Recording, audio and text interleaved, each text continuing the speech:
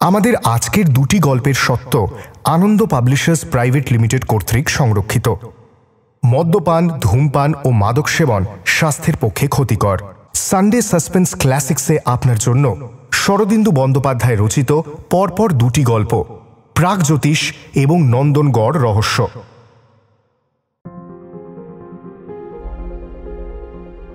নমস্কার, আমি ইন্দ্রাণী। শরদিন্দু বন্দ্যোপাধ্যায়, জন্ম 1899 সালের 30শে মার্চ, মৃত্যু 22শে সেপ্টেম্বর 1970। শরদিন্দু বন্দ্যোপাধ্যায় মানেই ব্যোমকেশ বক্সী, এটা যেমন সত্যি, বাংলা সাহিত্যে ঐতিহাসিক কাহিনীর সব থেকে জনপ্রিয় লেখক তিনি, এটাও বোধহয় সমান সত্যি। ঐতিহাসিক গল্পগুলির স্থান, কাল, পাত্র, চরিত্র ফুটিয়ে তুলতে লেখকের রচনাশৈলী এক কথায় তুলনাহীন। এমনই একটি ছোট গল্প প্রাগজ্যোতিষ।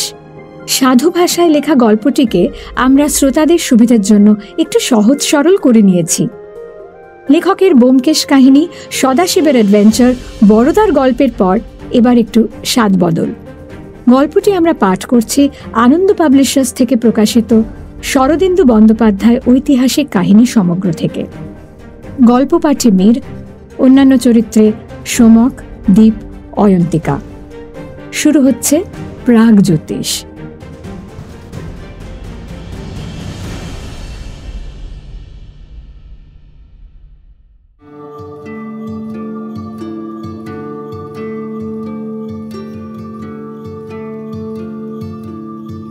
এ কাহিনী আজ থেকে বহু বছর আগের কাহিনী।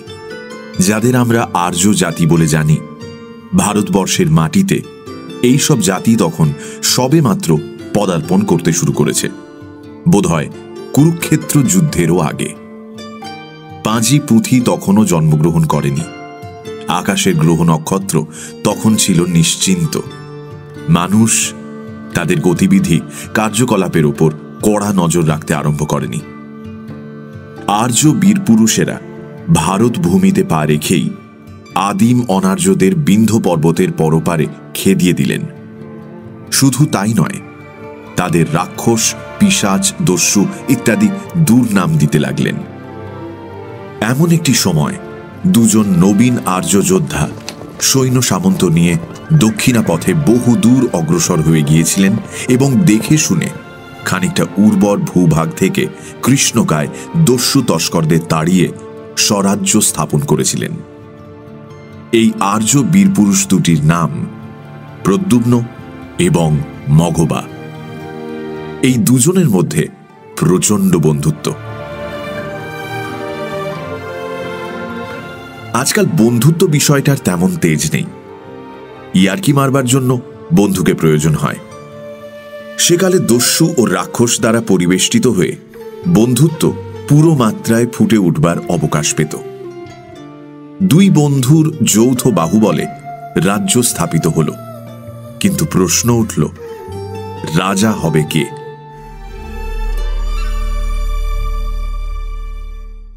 প্রদ্যুম্ন বললেন, মঘবা, তুই রাজা হ, আমি সেনাপতি হব।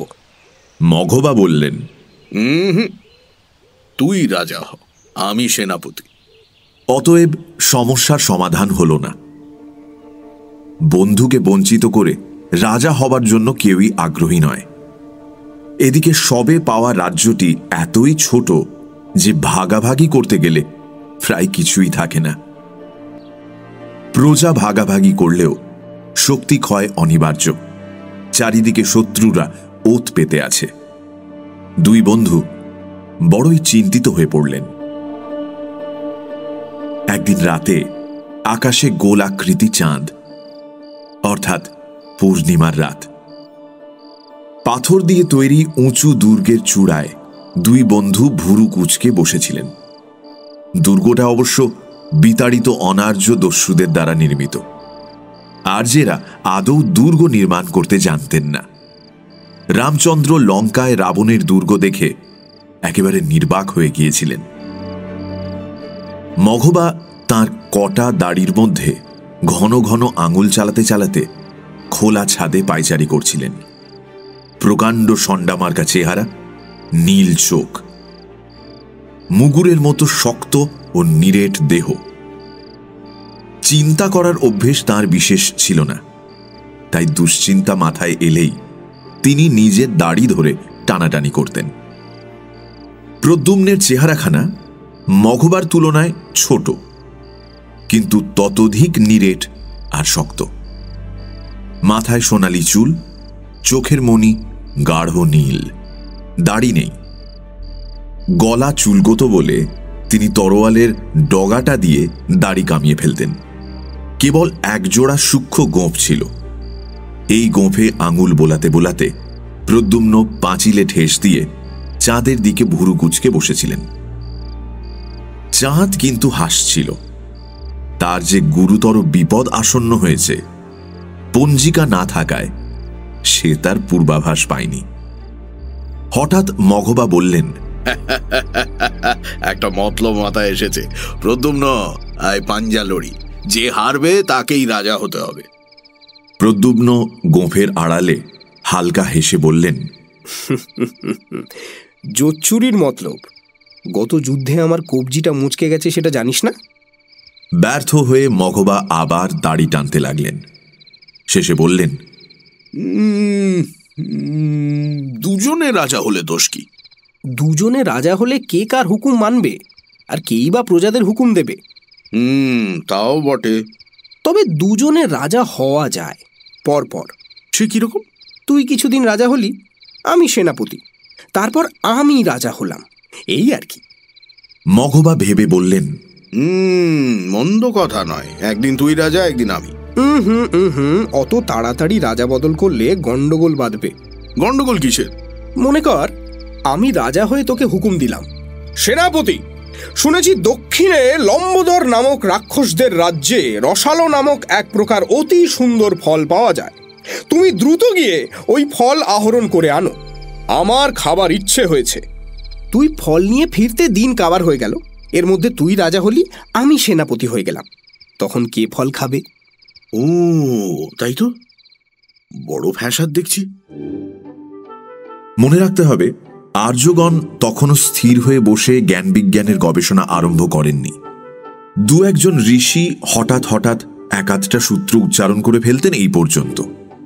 শীত, গ্রীষ্ম, বর্ষা এইরকম ঋতু পরিবর্তনের কথা মোটামুটি জানা থাকলেও সময়কে সপ্তাহ, মাস, বছরে বিভাজিত করবার বুদ্ধি তখনও কারুর মাথায় গজায়নি। সুতরাং প্রদ্যুম্ন ও মঘবা বড়ই ফাঁপুরে পড়ে গেলেন। ওদিকে আকাশে চাঁদও ফাঁপড়ে পড়েছিল। প্রদ্যুম্ন তার দিকে ভ্রুকুটি করবার জন্য চোখ তুলেই সবিস্ময়ে বলে উঠলেন, আরে আরে আরে কি? মঘবাও আকাশের দিকে তাকালেন। দেখলেন আকাশ নির্মেঘ, কিন্তু চাঁদের শুভ্র মুখের ওপর ধূসর ছায়া পড়েছে। করাল ছায়া ধীরে ধীরে চাঁদকে গ্রাস করবার উপক্রম করেছে। দুই বন্ধুর মনে উত্তেজনার উৎপত্তি হল। ব্যাপারটা আগে কয়েকবার দেখা থাকলেও সম্পূর্ণ স্বাভাবিক একটা প্রাকৃতিক ঘটনা হিসেবে সাব্যস্ত হয়নি ততদিনে। ভূমিকম্পের মতো অপ্রত্যাশিত একটা মহা দুর্যোগ বলেই বিবেচিত হতো। মঘবা দ্রুত এসে প্রদ্যুম্নর হাত চেপে ধরলেন, গাঢ় স্বরে ফিসফিস করে বললেন, চন্দ্রগ্রহণ। প্রদ্যুম্ন পাংশু মুখে বন্ধুকে আশ্বস্ত করলেন, হ্যাঁ, কিন্তু ভয় নেই, চাঁদ আবার মুক্ত হবে। ছেলেবেলায় বুড়ো অঙ্গিরা ঋষির কাছে বিদ্যে শিখতে কয়েকবার গেছিলাম। বুড়ো একদিন বলেছিল, আকাশে রাহু নামে একটা অদৃশ্য রাক্ষস আছে। সে নাকি মাঝে মাঝে চন্দ্র সূর্যকে ধরে গিলে ফেলে, কিন্তু বেশিক্ষণ চেপে রাখতে পারে না। হ্যাঁ, আমিও 4-5 বার দেখেছি। আমিও, মাঝে মাঝে এরকম ঘটে থাকে। দুই বন্ধু হাত ধরাধরি করে দেখতে লাগলেন বিপন্ন ম্রিয়মান চাঁদকে যেন একটি অজগর সাপ ক্রমে গ্রাস করে ফেলছে। দুর্গের নিচে ভয়ার্ত জনগণ সমবেত হয়ে চিৎকার ও নানা প্রকার বাদ্যধ্বনি করতে লাগল। দুষ্ট রাক্ষসগণ নাকি এই রকম বিকট শব্দ শুনলে ভয় পেয়ে পালিয়ে যায়।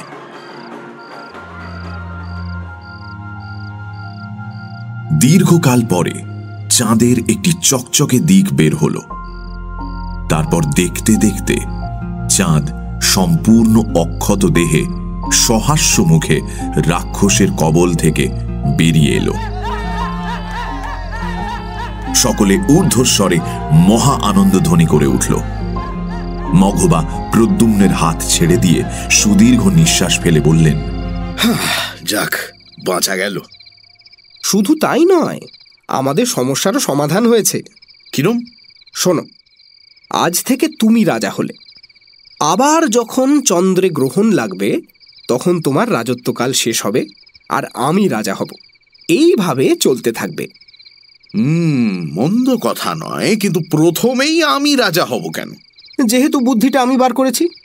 এখন চললাম, কাল সকালে সৈন্য সামন্ত নিয়ে যুদ্ধযাত্রা করব। সেনাপতির আর কাজ কি? মহারাজ ইতিমধ্যে প্রজা পালন করতে থাকুন।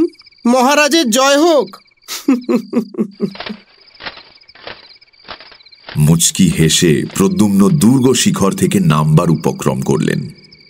মঘবা অত্যন্ত মুষড়ে পড়ে দাড়ি টানতে লাগলেন। মঘবার মাথায় বড় বেশি বুদ্ধি খেলে না, কিন্তু এখন হঠাৎ তার মাথায় রাজবুদ্ধির উদয় হল। তিনি গম্ভীর স্বরে ডাকলেন, সেনাপতি প্রদ্যুম্ন। প্রদ্যুম্ন ফিরে এসে হাত জোড় করে দাঁড়ালেন। আজ্ঞা করুন মহারাজ।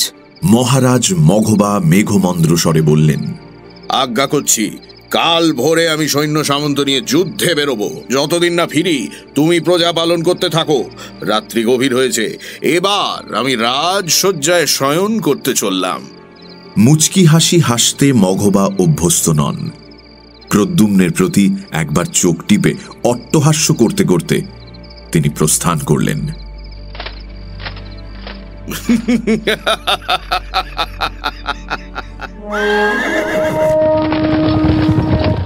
মহারাজ মঘবা মহানন্দে অর্ধেক সৈন্য নিয়ে যুদ্ধ করতে চলে গেলেন। রাজ্যের দক্ষিণ সীমান্তে কোদণ্ড নামে এক অনার্য জাতি আছে। উদ্দেশ্য তাদের উৎপীড়ন করা। আধুনিক গণনায় যে সময়টাকে 3 মাস বলা চলে, অনুমান ততদিন পরে মঘবা যুদ্ধযাত্রা সেরে ফিরে এলেন। তার কটা চুল রুক্ষ, দেহে পশু চর্মের আবরণ ছিন্ন ভিন্ন, কিন্তু মুখে পরিতৃপ্ত বাসনার হাসি। এসেই তিনি মজা করে প্রদ্যুম্নের পিঠে প্রচণ্ড জোরে আঘাত করলেন। বললেন, কিরে, কেমন আছিস? তারপর 2 বন্ধু নিবিড়ভাবে আলিঙ্গনবদ্ধ হলেন। প্রদ্যুম্ন বললেন, মহারাজের জয় হোক। আর্যের সমস্ত সংবাদ শুভ। মন্দ নয়। কোদণ্ড ব্যাটাদের খুব ঠুকেছি। শুধু তাই নয়, একটা মজার জিনিস এনেছি, দেখাবো, চল। বিজিত জাতির কাছ থেকে অপহৃত বহু বিচিত্র জিনিস একদল সৈনিকের রক্ষণায় ছিল।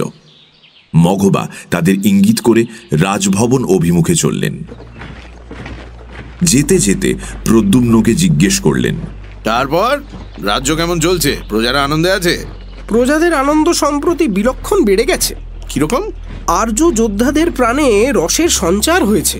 তারা অনার্য মেয়েদের ধরে এনে পটাপট বিয়ে করে ফেলছে। তাই নাকি? রোগ ছোঁয়াছে দেখছি। প্রদ্যুম্ন মঘবার প্রতি কটাক্ষ করলেন। মঘবা বললেন, কিন্তু উপায় কি? এ দেশে যখন বসবাস করতে হবে তখন আর্য রক্ত নিষ্কলুষ রাখা সম্ভব নয়। আর্যাবর্ত থেকে এত মেয়ে আমদানি করা চলে না, অথচ বংশরক্ষাও না করলে নয়। এই যে রাজ্য জয় করলাম, কাদের জন্য? রাজা ও সেনাপতি মন্ত্রগৃহে গিয়ে বসলেন। সামন্ত সচিব, শ্রেষ্ঠী, বিদূষক কিছুই নেই, সুতরাং মন্ত্রণাগৃহ শূন্য। 4 জন সৈনিক একটা বিরাট আকারের বেতের পেটি ধরাধরি করে তাদের সামনে এনে রাখল। পেটির মুখ ঢাকা, ভেতরে ভারী কোনো জিনিস আছে মনে হয়। বিস্মিত চোখে প্রদ্যুম্ন জিজ্ঞেস করলেন, কি আছে এর মধ্যে? অজগর সাপ নাকি? মঘবা হাতের ইশারায় সৈনিকদের বিদায় জানিয়ে হাসতে হাসতে পেটির ঢাকনা খুলে দিলেন। সাপুড়ের ঝাঁপি খোলা পেয়ে কৃষ্ণকায় সাপ যেমন ফনা তুলে দাঁড়ায়, এমনই একটি নারী পেটির মধ্যে থেকে উঠে দাঁড়াল। তার নীলবর্ণ চোখে ধিকি ধিকি বিদ্যুৎ। প্রদ্যুম্ন হতভম্ব হয়ে গেলেন। তার মুখ থেকে বের হল, আরে আরে কি, এই যে একটা মেয়ে। মঘবা অট্টহাস্য করলেন, তারপর বললেন, কেমন মেয়ে, সুন্দর নয়?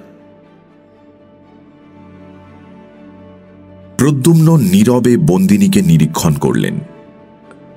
মাজা তামার ফলকের মতন দেহের বর্ণ, কাজলে ধেবড়ে যাওয়া দুটো চোখ, উস্কো খুস্কো চুল। বস্ত্র অলঙ্কারের কোনো বাহুল্য নেই। গলায় একটি বীজের মালা আর হাতে শাঁখের বালা। চুলে ও কানে ফুলের গয়না অনেককাল আগেই শুকিয়ে গেছে। কোমর থেকে হাঁটু পর্যন্ত একটি বিচিত্র বর্ণে রঞ্জিত রেশমের কাপড়। কৃষাঙ্গী যুবতীর যৌবনে ভরা দেহের ভেতর থেকে যেন আগুনের দীপ্তি বিচ্ছুরিত হচ্ছে। মঘবা আবার জিজ্ঞেস করলেন, কি মনে হয়, সুন্দর নয়? প্রদ্যুম্ন চমকে উঠে মঘবার দিকে ফিরলেন। তারপর ভর্ৎসনাপূর্ণ স্বরে বললেন, তুই একটা আস্ত গোয়ার, যুদ্ধ করতে গিয়ে মেয়ে ধরে আনলি, এখন একে নিয়ে কি করবি? একে দিয়ে যে দাসী বৃত্তি করানো যাবে না, একবার দেখেই আর কোনো সন্দেহ থাকে না। মঘবা বললেন, ঠিক করেছি, বিয়ে করব। প্রদ্যুম্ন চমকে উঠে বললেন, কি, বিয়ে? হ্যাঁ, ও কে জানিস? কোদণ্ড রাজার মেয়ে। প্রদ্যুম্নের মুখ হঠাৎ গম্ভীর হল। মঘবা বলতে লাগলেন, কোদণ্ডদের রাজপুরী দখল করে দেখলাম সকলেই পালিয়েছে, কেবল এই মেয়েটা একা দাঁড়িয়ে আছে। ভারী ভালো লাগলো। তোকে অনেক কথা জিজ্ঞেস করলাম, কিন্তু বিন্দু বিসর্গও বুঝতে পারলো না, তাই পেটিতে বন্ধ করে নিয়ে চলে এসেছি। আর্য রাজার মহিষী হওয়ার যোগ্য মেয়ে বটে, কিন্তু ওকে আগে আর্য ভাষা শেখাতে হবে, তারপর আমার পাটরানি করব। প্রদ্যুম্ন আর একবার যুবতীর দিকে ফিরে দেখলেন। সে তাদের কথাবার্তার মর্ম কিছুই বুঝতে পারেনি। কেবল তার চোখ দুটি একের মুখ থেকে অন্যের মুখে যাতায়াত করছে। তার মুখে ভয় বা আশঙ্কার চিহ্ন কিছুই নেই। আছে কেবল এই বর্বরদের কার্যকলাপ সম্বন্ধে ঘৃণাপূর্ণ জিজ্ঞাসা। ভুরু কুঁচকে প্রদ্যুম্ন মঘবার দিকে ফিরলেন। অন্যায় করেছ মঘবা, হাজার হোক রাজার মেয়ে, তাকে এভাবে ধরে আনা মোটেই আর্য শিষ্টতা হয়নি। বিয়ে করবার জন্য কন্যা হরণ করলে সেটা আর্য শিষ্টতার লঙ্ঘন হয় না? হয়। অরক্ষিতা মেয়েকে ধরে আনা চোরের কাজ। এই মুহূর্তে এই মেয়েটিকে ফেরত পাঠানো উচিত। রাগী কণ্ঠে মঘবা বললেন, কখনোই নয়। আমি মহারাজ মঘবা তোমাকে আদেশ করছি, সেনাপতি প্রদ্যুম্ন, তুমি এই কন্যার যোগ্য বাসস্থানের ব্যবস্থা করবে, যাতে সুখে থাকে অথচ পালাতে না পারে। মনে থাকে যেন, কন্যা পালালে দায়িত্ব তোমার। প্রদ্যুম্ন একবার কয়েক মুহূর্তের জন্য বন্ধুর মুখের দিকে চেয়ে রইলেন। তারপর দুহাত জোড় করে মাথা নিচু করে শুকনো কণ্ঠে বললেন, বেশ, মহারাজের যেরকম ইচ্ছে। দুর্গ চূড়ার একদম ভেতরে ভাবী রাজমহিষীর বাসস্থান নির্দিষ্ট হল।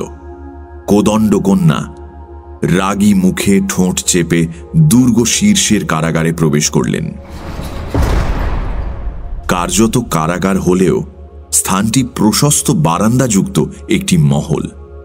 সকল সুবিধেই আছে, শুধু পালানোর কোনো সুযোগ নেই।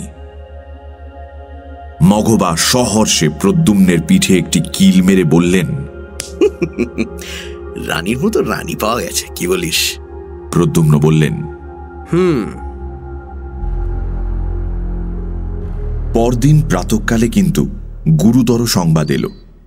কোদণ্ড দেশ থেকে সদ্য প্রত্যাগত নিরতিশয় নির্জীব একটি ভাঙা শরীরের দূত জানালো যে রাজকন্যা হরণের কথা জানতে পেরে পলাতক কোদণ্ড জাতি আবার কাতারে কাতারে ফিরে এসেছে এবং একেবারে ক্ষেপে গিয়েছে।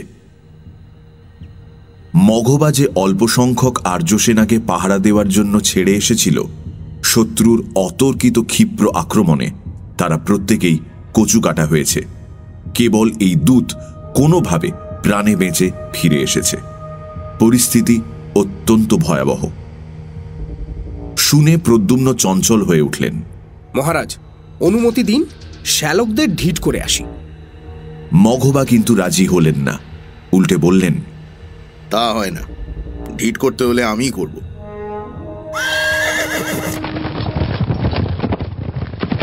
সৈন্য সাজিয়ে আবার মঘবা বের হলেন। কিছু দূর গিয়ে ফিরে এসে প্রদ্যুম্নকে বললেন, ইতিমধ্যে মেয়েটাকে তুই আর্য ভাষা শেখাস। মনের ক্ষুব্ধতা গোপন করে প্রদ্যুম্ন বললেন, আচ্ছা।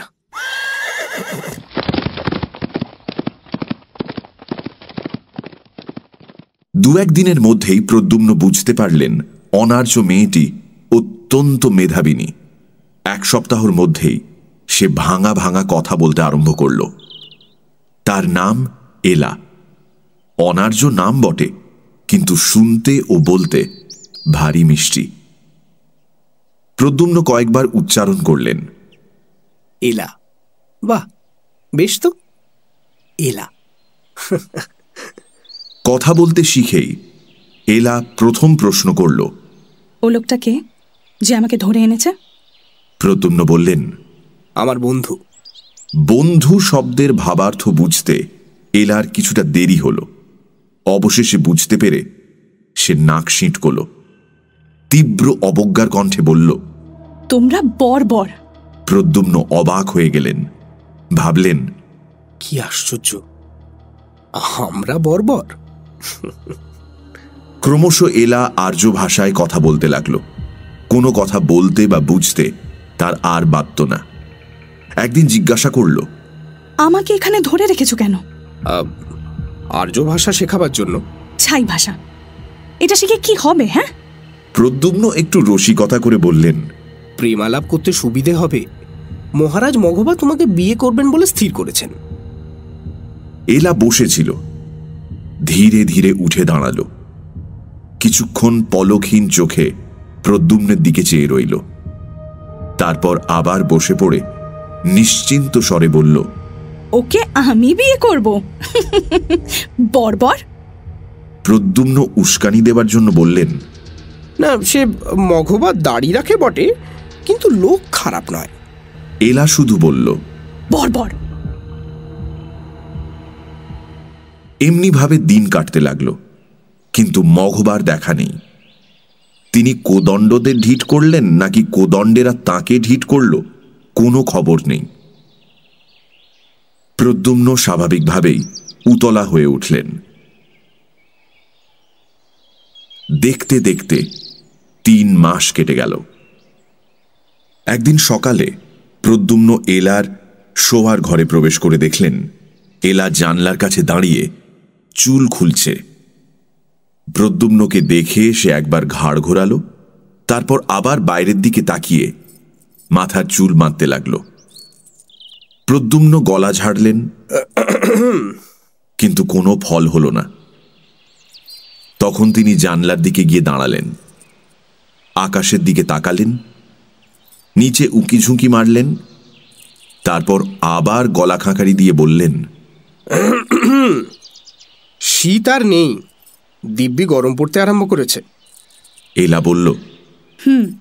উৎসাহ পেয়ে প্রদ্যুম্ন বললেন, আজকাল দক্ষিণ থেকে যে হাওয়া বইছে তাকেই বুঝি তোমরা মলয় সমীরণ বলে থাকো? আচ্ছা, না, আর্য দেশে এ হাওয়া নেই। এলা তার দিকে গম্ভীর চোখে প্রশ্ন করল,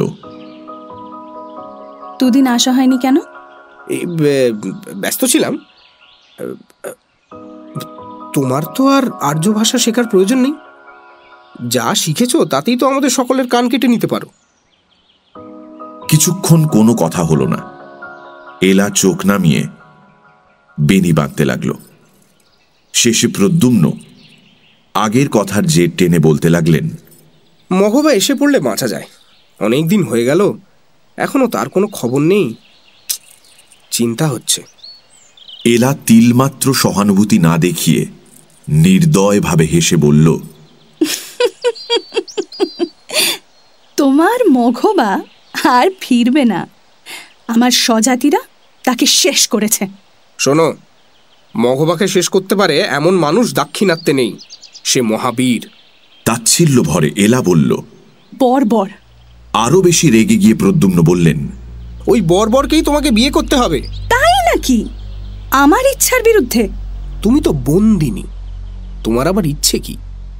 প্রত্যেকটি শব্দ কেটে কেটে এলা উত্তর দিল, আমার ইচ্ছার বিরুদ্ধে আমাকে বিয়ে করতে পারে এমন পুরুষ তোমাদের আর্যাবর্তে জন্মায়নি।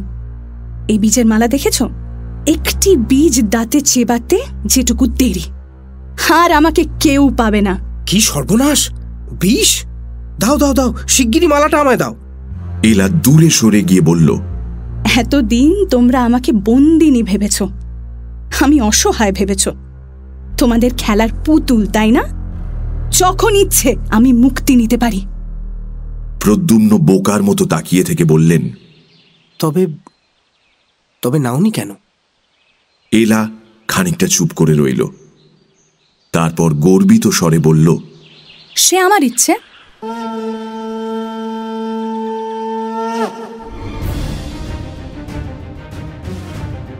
এই সময় জানলার বাইরে দূর উপত্যকায় শঙ্খের গভীর শব্দ শোনা গেল।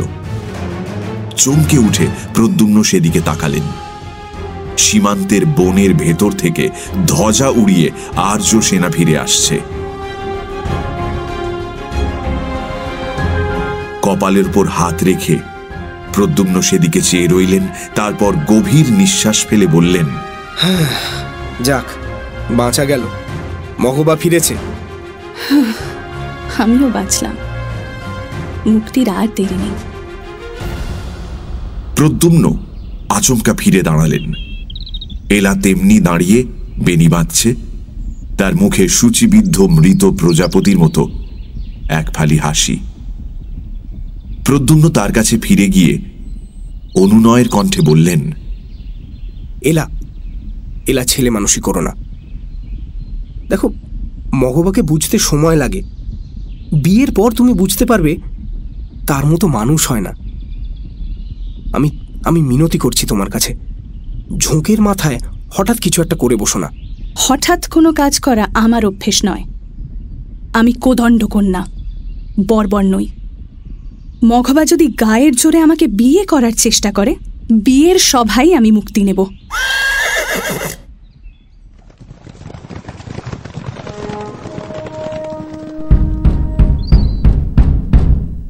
মঘবা বললেন, কোদণ্ডদের ভালো রকম কাবু করতে পারলাম না।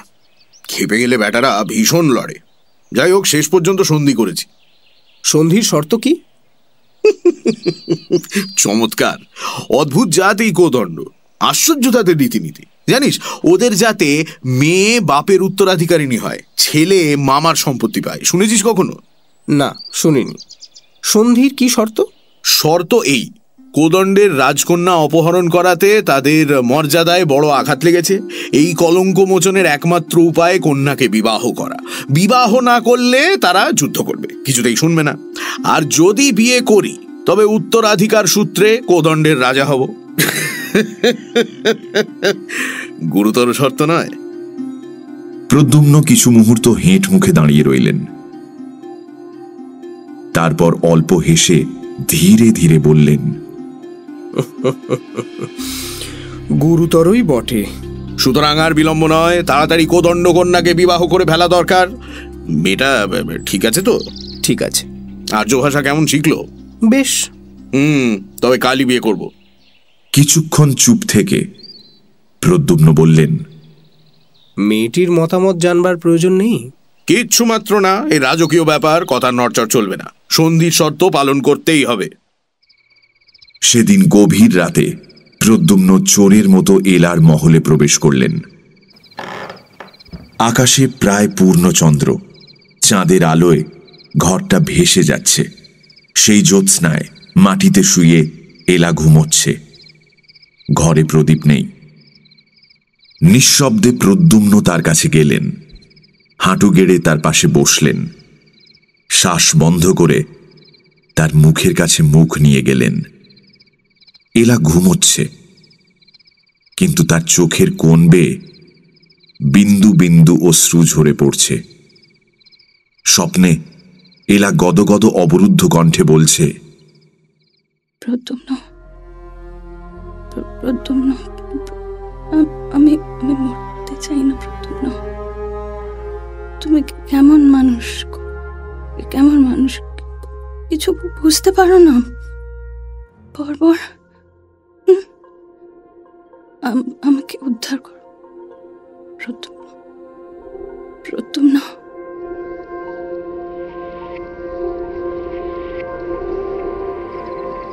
যে কাজ করতে এসেছিলেন তা আর করা হলো না। বীজের মালা এলার কণ্ঠেই রয়ে গেল। প্রদ্যুম্ন চোরের মতো নিঃশব্দে ফিরে গেলেন। পরদিন সূর্যাস্তের সঙ্গে সঙ্গে পূব আকাশে চাঁদ উঠল। মঘবা রাতের জন্য প্রতীক্ষা করছিলেন। বললেন, প্রদ্যুম্ন, এবার বিয়ের আয়োজন করো। রাজভবনের সামনে উন্মুক্ত প্রাঙ্গণে ধুনির মতো অগ্নি জ্বলে উঠল। অগ্নিসাক্ষী করে বিয়ে হবে। হোমাগ্নির পুরোভাগে বরবধূর জন্য কাঠের পিঁড়ি সাজানো হলো। বিয়ের খবর আগেই প্রচারিত হয়েছিল। উৎসুক জনমণ্ডলী প্রাঙ্গণে সমবেত হতে লাগল। হাত দুটো বুকের কাছে জড়ো করে প্রদ্যুম্ন এক দৃষ্টিতে আগুনের দিকে তাকিয়ে আছেন। একবার বুকের পাঁজর ভেদ করে একটা গভীর দীর্ঘশ্বাস বের হল। মঘবা এসে কাঁধে হাত রাখতে তার চমক ভাঙল। আগুন থেকে চোখ তুলে সামনের দিকে চাইলেন। সামনেই চাঁদ গাছের ডালপালার আড়াল ছেড়ে এইমাত্র উঁচুতে উঠেছে।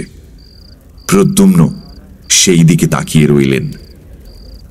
মঘবা বললেন, রাত হয়েছে, বিয়ের সময় উপস্থিত। তুই এবার গিয়ে বধূকে নিয়ে আয়।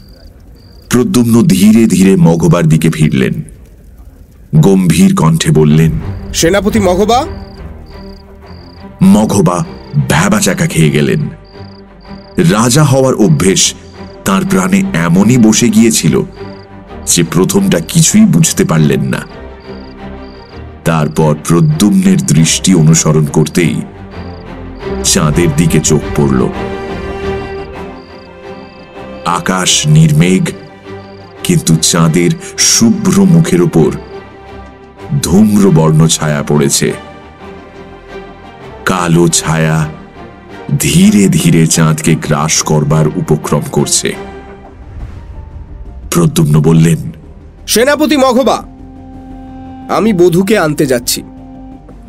সন্ধির শর্ত রক্ষার জন্য আমি তাকে বিয়ে করব। ইতিমধ্যে তুমি প্রজাদের ব্যাপারটা বুঝিয়ে দাও। মঘবা কিছুক্ষণ স্তম্ভের মতো নিশ্চল হয়ে রইলেন। তারপর তার প্রচণ্ড অট্টহাস্যে আকাশ বিদীর্ণ হয়ে গেল।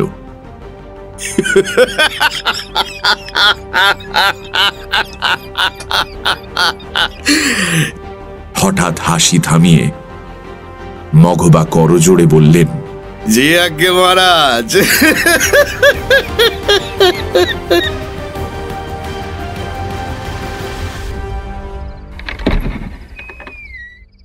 এলা জানলার ধারে বসেছিল। ঘরে প্রদ্যুম্ন প্রবেশ করতেই এলা উঠে দাঁড়াল। আমাকে নিতে এসেছ? হ্যাঁ রাজকুমারী, কোদণ্ডদের সাথে আমাদের সন্ধি হয়েছে। তার শর্ত এই যে আর্য রাজা কোদণ্ড কন্যাকে বিয়ে করবেন। আমরা ধর্মত এই শর্ত পালন করতে বাধ্য। আর কিছু বলার আছে? সামান্য। ঘটনাক্রমে আমি এখন আর্য রাজা, মঘবা আমার সেনাপতি। সুতরাং বিয়ে করতে হলে আমাকেই বিয়ে করতে হবে। এলা দীর্ঘকাল বিস্ফারিত চোখে চেয়ে স্থির হয়ে রইল। শেষে ক্ষীণ কণ্ঠে উচ্চারণ করল, কি বললে? প্রদ্যুম্ন রাজকীয় গাম্ভীর্যের সঙ্গে বললেন, বললাম যে আমাকে বিয়ে করতে হবে। এখন চট করে স্থির করে ফেলো, বিয়ে করবে না বীজ ভক্ষণ করবে? স্বপ্নের অবরুদ্ধ আকুলতা এতক্ষণে বন্যার মতো নেমে এলো। নীল চোখ দুটি ছাপিয়ে ঝরে পড়তে লাগলো। প্রদ্যুম্ন জানলার উপর উঠে বসে বললেন, গ্রহণ ছাড়তে এখনো দেরি আছে, ততক্ষণ তোমাকে বিবেচনা করবার সময় দিলাম। কে? বর্ষণের ভেতর দিয়ে বিদ্যুৎ চমকের মতো হাসি হেসে এলা বলল,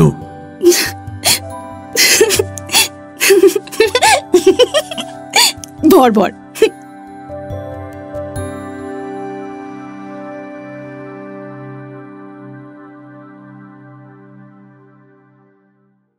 শুনছিলেন শরদিন্দু বন্দ্যোপাধ্যায়ের ঐতিহাসিক কাহিনী প্রাগজ্যোতিষ। পরবর্তী গল্প শরদিন্দু বন্দ্যোপাধ্যায়ের লেখা নন্দনগড় রহস্য।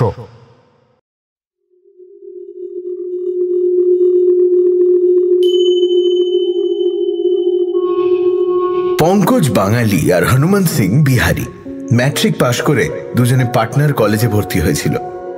একই হোস্টেলের একই ঘরে জায়গা পেয়েছিল। পঙ্কজ পড়তে এসেছিল হাজিপুর থেকে, আর হনুমন্ত এসেছিল নন্দনপুর নামে এক গ্রাম থেকে। এক ঘরে থাকার ফলে দুজনের মধ্যে খুব ভাব হয়ে গিয়েছিল। পঙ্কজ হনুমন্তকে হনু বলে ডাকত, হনু পঙ্কজকে বলতো পাংখা। পঙ্কজের চেহারা সাধারণ বাঙালি ছেলের মতো, লম্বা একহারা শরীর, চোখে মুখে বুদ্ধির ছাপ। সে লেখাপড়ায় ভালো, আবার খেলাধুলাতেও ওস্তাদ। হনুমন্তের চেহারা রাজপুত্রের মতো, টকটকে রং, মুখশ্রীর তুলনা নেই। লেখাপড়ায় একটু নরম, কিন্তু হকি, ফুটবল, ক্রিকেট সব খেলাতেই আছে। কলেজের হস্টেলে বছরখানেক কাটাবার পর গ্রীষ্মের ছুটি এসে পড়ল। পঙ্কজ হনুমন্তকে জিজ্ঞেস করল, হ্যাঁ রে হনু, গরমের ছুটিতে এবার গায়ে গিয়ে কি করবি? হনু একটু লজ্জিতভাবে অন্যদিকে মুখ ফিরিয়ে বলল, কি আর করব, খাবো, ঘুমাবো, কাবাডি খেলবো। পঙ্কজ তার মুখের ভাব লক্ষ্য করছিল, তার পাশে গিয়ে বসল, বলল, আর কি করবি? আর কিছু না। আচ্ছা পাংখা, তুইও আমার সঙ্গে গায়ে চল না, দুজনে পাহাড়ে জঙ্গলে বেড়াবো, পাখি শিকার করব। পাখি শিকার করব কি দিয়ে? লাঠি দিয়ে? আরে না না, আমার বাবার বন্দুক আছে, দোনালা বন্দুক। তাই নাকি? আচ্ছা বেশ, তাহলে যাব। কিন্তু তুই গায়ে গিয়ে আর কি কি করবি? বাবা আমার বিয়ে সম্বন্ধ করেছেন, এই ছুটির মধ্যেই বিয়ে হবার কথা। হ্যাঁ বলিস কি রে, এরই মধ্যে বিয়ে? তোর বয়সই বা কত হবে? 18। আমার মোটে ইচ্ছে নেই, কিন্তু কি করব, আমাদের বংশের यही রিওয়াজ है। আচ্ছা হনু, তুই তোর হবু বউকে দেখেছিস? ধুর, शादी से पहले বউকে দেখতে আছে? ও ভিন গায়ের মেয়ে, শুনেছি লেখাপড়া জানে না, খাজা মুখ্যু। আচ্ছা তুই চল না ভাই, তুই যদি বাবাকে বলিস আমার ইচ্ছা নাই, বাবা নিশ্চয়ই তোর কথা শুনবেন। আচ্ছা ঠিক আছে, তবে যাব তোর সঙ্গে। পঙ্কজ নিজের বাড়িতে চিঠি লিখে দিল। তারপর ছুটি আরম্ভ হলে দুই বন্ধু নন্দনপুর গ্রামে চলল। পাটনা থেকে গয়া লাইনে মাইল 25 গেলে ছোট্ট একটা স্টেশন পড়ে। এইখানে ট্রেন থেকে নামতে হয়, তারপর 5 মাইল গরুর গাড়ির রাস্তা। হনুমন্তের বাবা গরুর গাড়ি পাঠিয়েছিলেন। গরুর গাড়ির পুরনো গাড়োয়ান ছেদিরাম গোয়ালা প্ল্যাটফর্মে এসে দাঁড়িয়েছিল। আরো কয়েকজন যাত্রী উপস্থিত ছিল। পঙ্কজ আর হনুমন্ত যে কামরা থেকে নামলো, সেই কামরাতে একটি পরিবার উঠল, স্বামী, স্ত্রী এবং একটি 10-11 বছরের ফুটফুটে মেয়ে। হনুমন্ত তাদের চেনে না, সে তাদের পানে এক নজর তাকালো। তারা কামরায় গিয়ে বসলো, গাড়ি ছেড়ে দিল।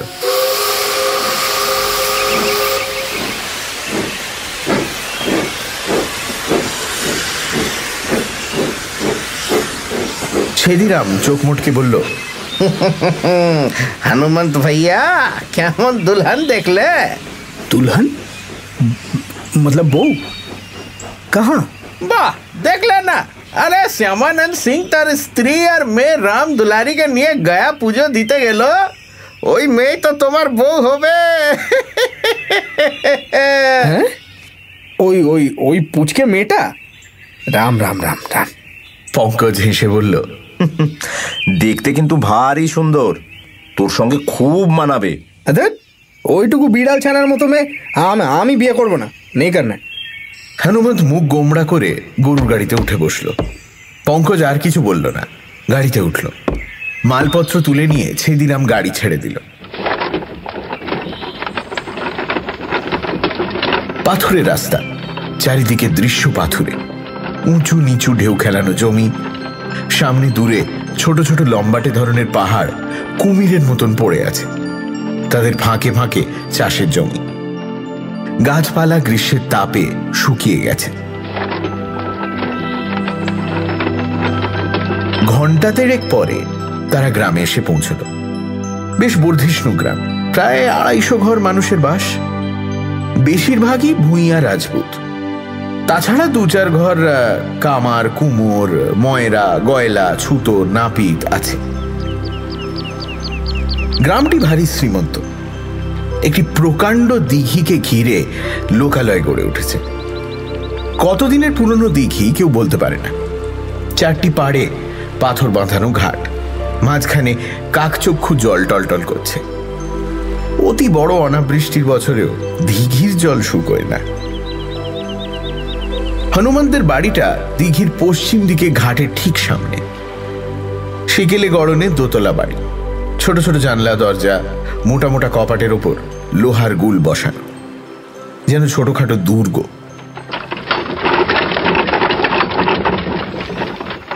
গরুর গাড়ি গিয়ে বাড়ির সামনে দাঁড়াতেই হনুমন্তের বাবা রঘুবীর সিং বেরিয়ে এলেন।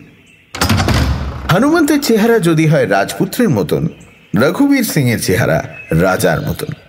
বয়স 45, প্রসন্ন মুখ। তিনি এসে দাঁড়ালে হনুমন্ত পঙ্কজের পরিচয় করিয়ে দিল। তিনি হাসি মুখে বললেন, এসো বাবা, এসো এসো। গরুর গাড়ি হাটরানিতে নিশ্চয়ই খুব খিদে পেয়ে গেছে তোমার। দুজনের কাঁধে 2 হাত রেখে তিনি তাদের বাড়ির মধ্যে নিয়ে গেলেন। হনুমন্ত মায়ের সঙ্গে দেখা করতে দোতলায় চলে গেল। নিচের তলা একটা ঘরে পঙ্কজকে নিয়ে গিয়ে রঘুবীর সিং বললেন, এই ঘরে তোমরা 2 দোস্ত আরামসে থাকবে। ঘরে পাশাপাশি 2টি খাট পাতা, একটি চৌকির ওপর খাবার ঢাকা দিয়ে রাখা রয়েছে। কিছুক্ষণ পরে হনুমন্ত ফিরে এলো। দুজনে খেতে বসলো। নানান রকম খাবার, কচুরি, সিঙ্গাড়া, বালুশাহী, গোলাপ জামুন, মতিচুর। দুজনে পেট ভরে খেল। খাওয়া শেষ হলে হনুমন্ত বলল, চল पंखा, তোকে আমাদের গ্রাম দেখিয়ে নি। চল চল, মজা আয়েগা, চল। তখন বেলা 11টা বেজে গেছে। মাথার ওপর কড়া রোদ্দুর, কিন্তু রোদ্দুর ওদের গায়ে লাগে না। 2 বন্ধু গ্রামের রাস্তায় রাস্তায় কিছুক্ষণ বেড়ালো। মাঠ কোঠা একটা বাড়ির সামনে দিয়ে যাওয়ার সময় শুনতে পেল মেয়েলি গলায় কান্নার আওয়াজ। হনুমন্ত দাঁড়িয়ে পড়ল। বাড়ির সামনে কেউ নেই। একটি বুড়ো লোক লাঠি ধরে রাস্তা দিয়ে আসছিল। হনুমন্ত তাকে জিজ্ঞেস করল, মাহাতো, মাহাতো, এ ফেকুরামের বাড়িতে কান্নাকাটি কিসের? মাহাতো চিবিয়ে চিবিয়ে বলল, কি আর বলি বাবা, ফেকুরাম পরশু সকালে পাটনা গিয়েছিল, বুঝলে। কাল রাত্রিরে বাড়ি ফিরে আসবার কথা, কিন্তু সে ফেরেনি। আজ সকালে তার বউ ওই বাবাজির কাছে গিয়েছিল। বাবাজি ইশারায় জানিয়েছেন যে ফেকুরাম নাকি মরে গেছে। ভাবো একবার। হনুমন্ত কি বলবে ভেবে পেল না। বুড়ো মাহাতো নিজে থেকেই বলে চলল, ফেকুটা হঠাৎ বড় লোক হয়েছিল।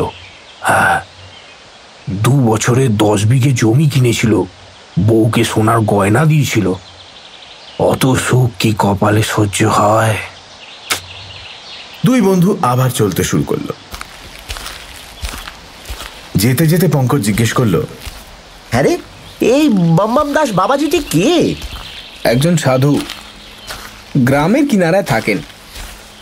মৌনী সাধু, তাই কারোর সঙ্গে বাত নেই করতেন, কেবল মাঝে মাঝে বম বম করেন। চল তোকে দেখাই। সাধুদের ওপর পঙ্কজের ভক্তি ছিল না। সে একটু ঠাট্টার স্বরে বলল, ওরে বাবা, এই সাধু বাবাও বুঝি ভূত ভবিষ্যৎ সব দেখতে পারেন নাকি? আরে ধুর, ওরকম সাধু নয়। ও কারোর সঙ্গে বাতই করে না, জপ তপ নিয়ে থাকেন। पर কেউ গম্ভীর প্রশ্ন নিয়ে ওর কাছে গেলে উনি ইশারে মে জানিয়ে দেন। গ্রাম পেরিয়ে কিছু দূর পূব দিকে গেলে একটা আম বাগান পড়ে। সেই আম বাগানে প্রকাণ্ড আম গাছের তলায় একটা চালা ঘর। ঘরের সামনে এক গাদা ছাইয়ের ওপর ধুনি জ্বলছে। ধুনির সামনে বসে আছেন বম বম দাস বাবাজি। বয়স আন্দাজ 50, বেশি দাড়ি গোঁফ নেই, মাথায় কাঁচা পাকা চুল কাঁধ পর্যন্ত এসেছে, কপালে ভস্য টিকা। মুখের ভাব শান্ত, চোখে স্বচ্ছ সহজ দৃষ্টি। হনুমন্ত গিয়ে প্রণাম করল। পঙ্কজ হাত জোর করে মাথা নোয়ালো। বাবা হাসি হাসি মুখে দুজনের পানে চাইলেন। হনুমন্ত বলল, আজ गर्मी की छुट्टी में বাড়ি এসেছি। এ আমার কলেজের বন্ধু। बाबूजी, ये फेकुराम नापित मर गया क्या? বাবার মুখের হাসি মিলিয়ে গেল। তিনি স্থির হয়ে বসে রইলেন, উত্তর দিলেন না। পঙ্কজ হঠাৎ প্রশ্ন করল, আচ্ছা সাধু বাবা, সামনের পরীক্ষায় আমরা কি পাশ করব? বাবার মুখ আবার প্রফুল্ল হল। এবারও তিনি উত্তর দিলেন না, কেবল চোখ তুলে উঁচু দিকে চাইলেন। এই সময় একটু আশ্চর্য রকমের ব্যাপার ঘটল। বাগানের গাছে গাছে আম ফলেছিল, চারিদিকে পাকা ফলের গন্ধ। হঠাৎ দমকা হাওয়া এসে গাছের ডালপালা নাড়িয়ে দিয়ে চলে গেল। সঙ্গে সঙ্গে দুটি রং ধরা সোনালি আম গাছ থেকে খসে মাটিতে পড়ল। তারপর গড়াতে গড়াতে ধুনির পাশে এসে স্থির হল। বাবাজি আম দুটো তুলে দুই বন্ধুর হাতে দিলেন। কৌতুক ভরা চোখে চেয়ে হাত তুলে তাদের বিদায় দিলেন। বললেন, बम बम।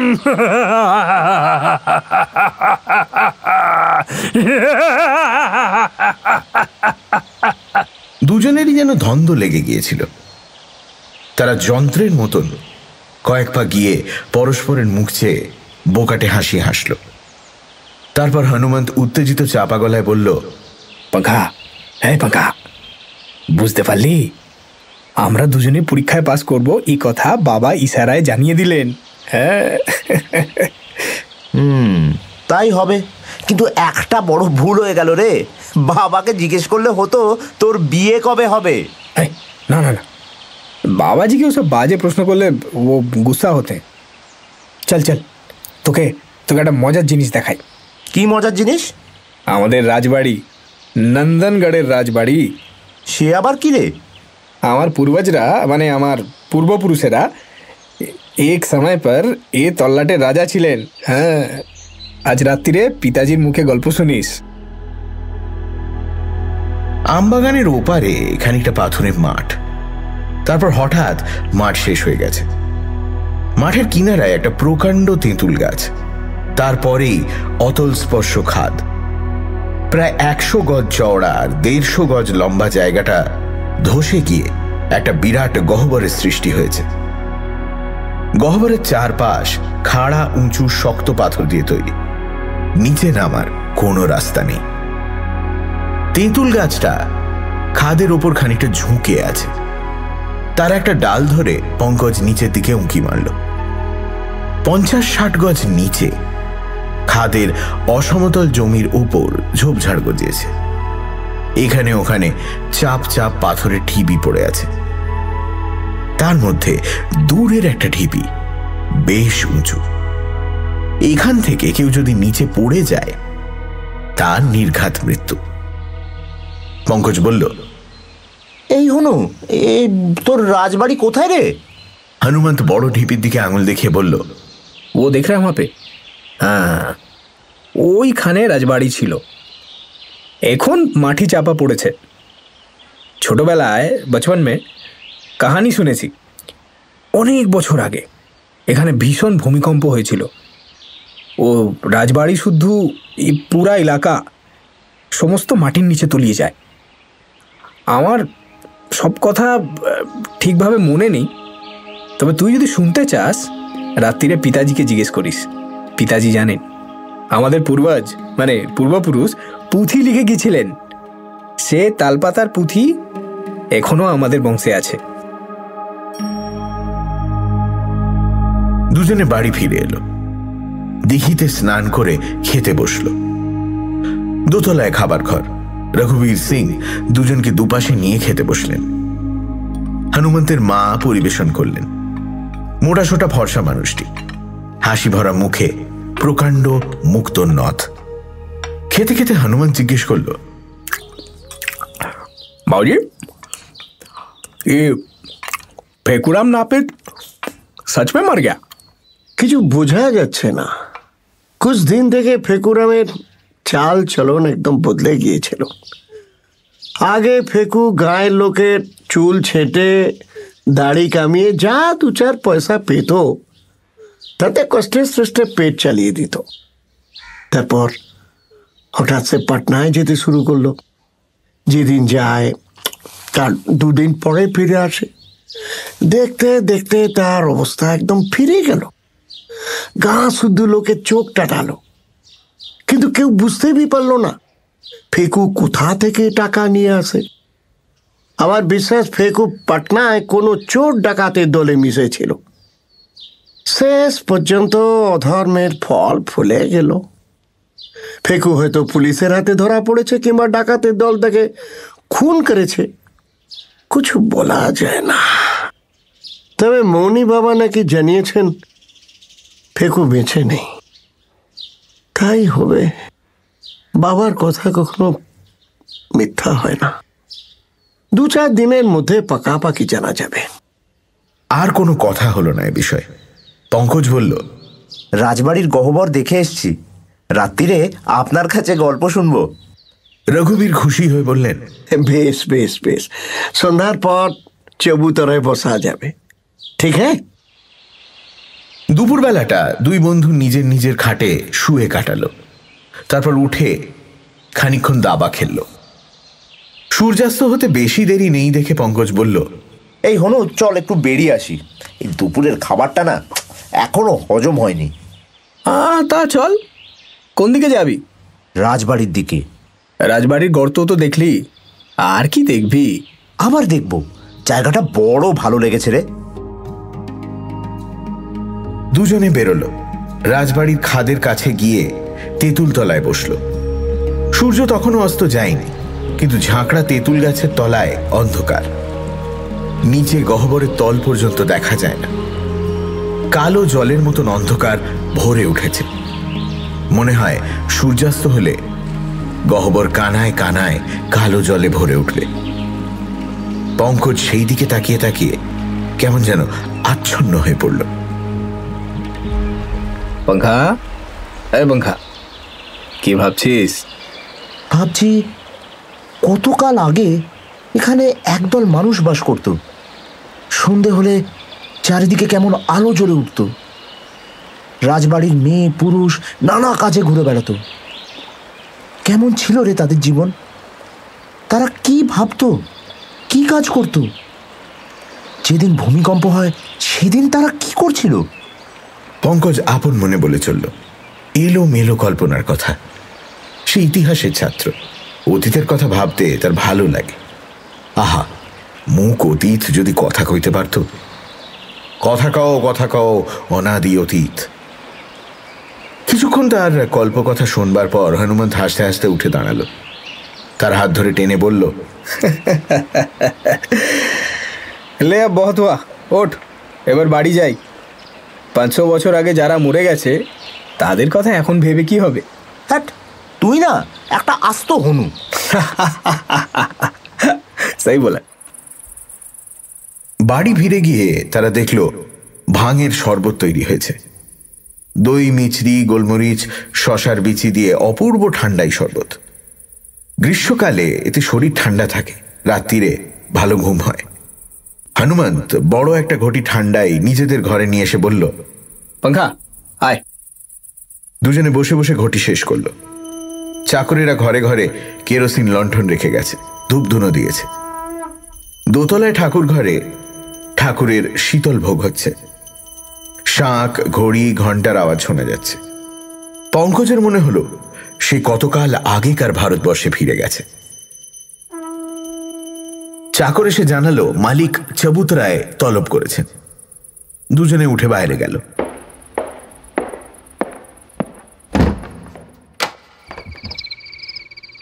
বাড়ির সামনে শান বাঁধানো গোল চত্বর, তার উপর জাজিম পাতা হয়েছে। দুটি মোটা তাকিয়ার মাঝখানে রঘুবীর সিং বসেছেন, হাতে গড়গড়ার নল। গয়ার তামাকের অম্বুরি গন্ধ চারিদিকে ছড়িয়ে পড়েছে। রঘুবীর সিং এর গায়ে মিহি মলমলের আঙ্গরক্ষা, কানে কুণ্ডল, গলায় হার। তাকে সেকালের রাজার মতন দেখাচ্ছে। আকাশে চাঁদ আছে, বেশ গোল চাঁদ। তারই আলোয় পঙ্কজ আর হনুমন্ত রঘুবীর সিং এর সামনে গিয়ে বসল। রঘুবীরও ঠান্ডায় খেয়েছিলেন, তার মন প্রফুল্ল, মুখে প্রসন্ন হাসি। তিনি বললেন, আমি হনুমন্তের শাদি তো ঠিক করে নিয়েছি। পাশের গায়ে শ্যামনন্দন মতলব কি বলে ভারী গৃহস্থ, তার মেয়ে আছে। শ্রাবণ মাসে বিয়ে দেব। পঙ্কজ, তোমাকে কিন্তু আসতে হবে। পঙ্কজ চকিতে হনুমন্তের দিকে চেয়ে দেখল সে ঘাড় হেঁট করে আছে।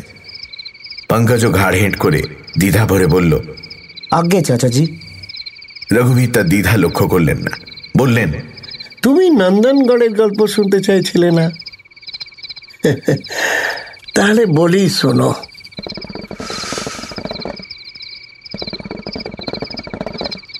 কয়েকবার গড়গড়া নলের টান দিয়ে তিনি বলতে আরম্ভ করলেন, আজ থেকে করিবন 500 বছর আগে এখানে নন্দনগড় নামে একটা রাজ্য ছিল। ছোটা রাজ্য। আজকাল একটা জেলার আয়তন যতখানি, ততখানি জায়গা নিয়ে রাজ্য। আশপাশে এমনি ছোট ছোট রাজ্য আরো আছে। তখন মোগলেরা ভারতবর্ষে ঢুকেছে। মোগল পাঠানে মারামারি, কাটাকাটি শুরু হয়ে গেছে। চারদিকে বিশৃঙ্খলা। তার মধ্যে ছোট ছোট হিন্দু রাজ্যগুলি কোনো মতে টিকে আছে। যারা নন্দনগড় রাজ্য স্থাপন করেছিলেন তারা ছিলেন রাজপুত ক্ষত্রিয়। বহুত পহলে রাজস্থান থেকে বেরিয়ে পূব দিকে এসে এই এলাকায় রাজ্য স্থাপন করেছিলেন। রাজ্যের মাঝখানে পাথর দিয়ে দুর্গ রচনা করেছিলেন। এই দুর্গই ছিল একাধারে তাদের রাজপুরী, তাদের রাজধানী। রাজস্থান ছেড়ে আসার পরও রাজপুতেরা নিজেদের রীতিনীতি, আচার ব্যবহার এসব ছেড়ে দেননি। শরৎকালে হরিণ বরাহ মারবার জন্য শিকারে বেরুতেন। ওই কি বলে না তোমাদের 12 মাসে 13 পার্বণ, এইসব তো লেগে থাকতো। মাঝে মাঝে পড়শি রাজার সঙ্গে যুদ্ধ বেঁধে যেত। ছেলে মেয়ের বিয়ে হতো জাতের মধ্যে, এক রাজার ছেলের সঙ্গে অন্য রাজ্যের মেয়ে। এমনি ভাবে কত শতাব্দী কেটে গেল তার কোনো ঠিকানা নাই। তারপর হঠাৎ একদিন এলো, যে দিনটা নন্দনগড় রাজ্যের শেষ দিন। হঠাৎ ভাগ্য বিপর্যয় হয়ে গেল। এক মুহূর্তে সব খতম হয়ে গেল। সে সময় যিনি নন্দনগড়ের রাজা ছিলেন তার নাম ছিল বলবন্ত সিং। আমার পূর্বপুরুষ যশবন্ত সিং ছিলেন রাজার ছোট ভাই। রাজ পরিবারের 80 জন স্ত্রী পুরুষ একসঙ্গে দুর্গে বাস করতেন। রাজা বলবন্ত সিং এর বড় ছেলে যুবরাজ কুমার সিং এর শাদী ঠিক হয়েছে পাশের একটি রাজ্যের রাজকন্যার সঙ্গে। 1 মাস ধরে রাজ্যে হই হই, আমোদ আল্লাহ সব চলতে লাগলো। তারপর যুবরাজ লোক লস্কর নিয়ে ঘোড়ায় চড়ে শাদী করতে গেলেন। 7 দিন পর যুবরাজ বিয়ে করে ফিরলেন সঙ্গে চতুর্দলায় বউ, অপরূপ সুন্দরী বউ, যেন লক্ষ্মী প্রতিমা। আবার রাজ্যে উৎসব শুরু হলো। 2 সপ্তাহ ধরে হই হই চলবার পর উৎসব যখন ঝিমিয়ে এসেছে, দূরের জ্ঞাতি গোষ্ঠীরা একে একে বিদায় নিচ্ছে, সেই সময় আমার পূর্বপুরুষ যশবন্ত সিং এর খেয়াল হলো তিনি শিকারে যাবেন। 2 মাস ধরে ভোজ চলেছে, ছাগল ভেড়া সব শেষ হয়ে গেছে, জঙ্গল থেকে হরিণ মেরে আনতে হবে। 20 জন সঙ্গী নিয়ে যশবন্ত সিং তো বেরোলেন, হাতে বল্লম, কাঁধে ধনুক। পূব দিকের পাহাড় পার হলে প্রকাণ্ড জঙ্গল, সেখানে হরিণ আছে, বাঘ ভাল্লুকও মাঝে মাঝে দেখা যায়। ওদের ইচ্ছে ছিল 2 দিন ধরে জঙ্গলে শিকার খেলবেন, তারপর দ্বিতীয় দিন সন্ধেবেলা শিকার নিয়ে ফিরে আসবেন। তখন হেমন্তকাল, গাছের সবুজ পাতা, মাটিতে সবুজ ঘাস। প্রথম দিন তারা খুব শিকার খেললেন, কয়েকটা হরিণ ময়ূর মারলেন। রাত হলে হরিণ আর ময়ূরের মাংস দিয়ে শিক কাবাব করে খেলেন। তারপর কচি ঘাসের বিছানায় শুয়ে পরম আরামে ঘুমিয়ে পড়লেন। দুপুর রাতে হঠাৎ তাদের ঘুম ভেঙে গেল। তারা ধর্মড়িয়ে উঠে বসলেন। এই মাটি দুলছে, চারদিকে গাছ, মরমর শব্দে ডালপালা নাড়ছে। ঘোড়াগুলো ভয় পেয়ে দাপাদাপি শুরু করে দিয়েছে। মাটির তলা থেকে বিকট গড়গড় গড়গড় আওয়াজ বেরোচ্ছে। প্রথমটা কেউ বুঝতে পারলো না কি হচ্ছে, তারপর বুঝলো, আরে আই বাপ, এ তো ভূকম্প। সে কি ভূকম্প! সারা পৃথিবী তোলপাড় হচ্ছে, যে দাঁড়িয়ে উঠছে সে আছাড় খেয়ে পড়ে যাচ্ছে, যে শুয়ে আছে সে গড়াগড়ি খাচ্ছে। এমন ভয়ঙ্কর ভূকম্পে তোল্লাটে কখনো হয়নি। এইভাবে চলবার পর আস্তে আস্তে ভূকম্পের বেগ কমে এলো, মাটি স্থির হলো। যশবন্ত সিং তার সঙ্গীদের নিয়ে বসে আছেন। চারদিকে অন্ধকার, রাত কত জানার উপায় নাই। বনের মধ্যে তো প্রহরের ঘন্টা বাজে না। সকলের মন বাড়ি ফেরার জন্য অধীর। না জানি কি হচ্ছে সেখানে। সকলের স্ত্রী পুত্র পরিবার আছে, কিন্তু এই অন্ধকারে পথ চিনে ফিরে যাওয়া যে অসম্ভব। অবশেষে রাত কাটলো। পূবের আকাশে দিনের আলো ফোটার সঙ্গে সঙ্গে যশবন্ত সিং তার সঙ্গীদের নিয়ে ঘোড়া ছোটালেন। জঙ্গল থেকে নন্দনগড়ের দূরত্ব যদিও 5-6 ক্রোশের বেশি নয়, তবু মাঝখানে পাহাড়।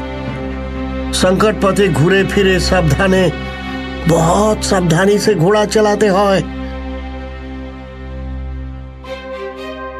তারা যখন পৌঁছলেন তখন বেলা দুপুর।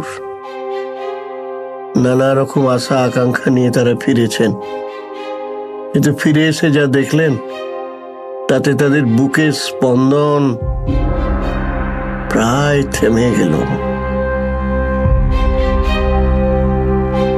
নন্দনগড় দুর্গ নাই, তার জায়গায় বিরাট একটা হ্রদ আর তা ঘোলা পানি নিয়ে টলমল টলমল করছে।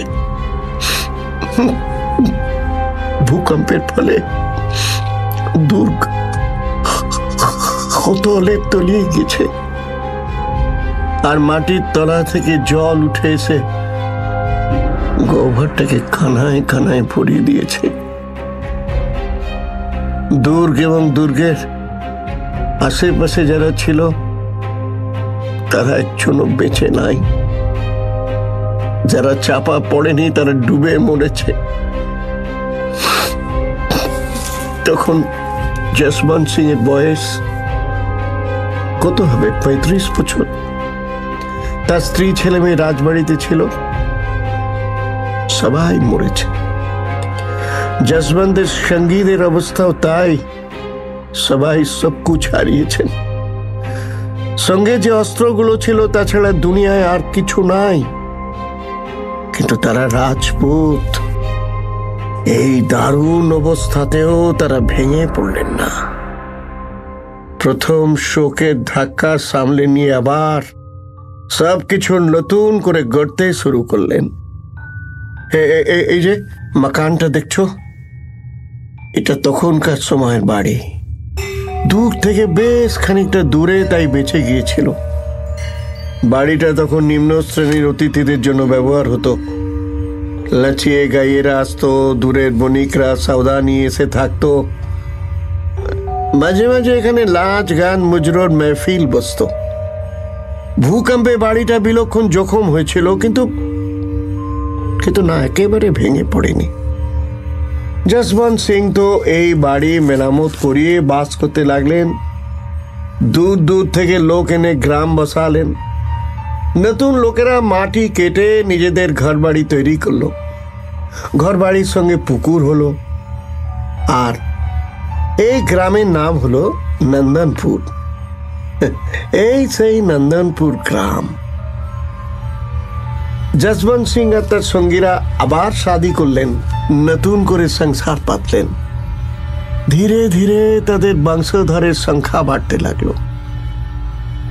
যথাকালে যশবন্ত সিং স্বর্গে গেলেন। তারপর 500 বছর কেটে গেল। আমরা যশবন্ত সিং এর বংশধরেরা এই গ্রামে, এই বাড়িতে এখনো বাস করছি। কিন্তু নন্দনগড় রাজ্যের গৌরব আর ফিরে আসলো না। যশবন্ত সিং ছিলেন নন্দনগড়ের রাজার ভাই। ভূকম্পের পর তিনি নিজেকে রাজা বলে ঘোষণা করেছিলেন, কিন্তু ওই নামে রাজা। নন্দনগড় রাজ্যের সর্বনাশের খবর পেয়ে প্রতিবেশী রাজারা তাদের লাগোয়া জমি সব গ্রাস করে নিল। যশবন্ত সিং এর টাকা নাই, সৈন্য নাই, কিসের জোরে রাজ্য রক্ষা করবেন? শেষ পর্যন্ত নন্দনপুর গ্রামের চারপাশের 1000 খানিক বিঘে জমিন রয়ে গিয়েছিল। এই 1000 বিঘে জমিনই এখন আমাদের, কি বলবো, আমাদের একমাত্র সম্বল। আর সম্বল আমাদের বংশ মর্যাদা, বংশের সাবেক চাল চলন। বুঝলে হে, আমি এখনো বজায় রেখেছি। যতদিন ক্ষমতা থাকবে ততদিন আমি এটা বজায় রাখবো।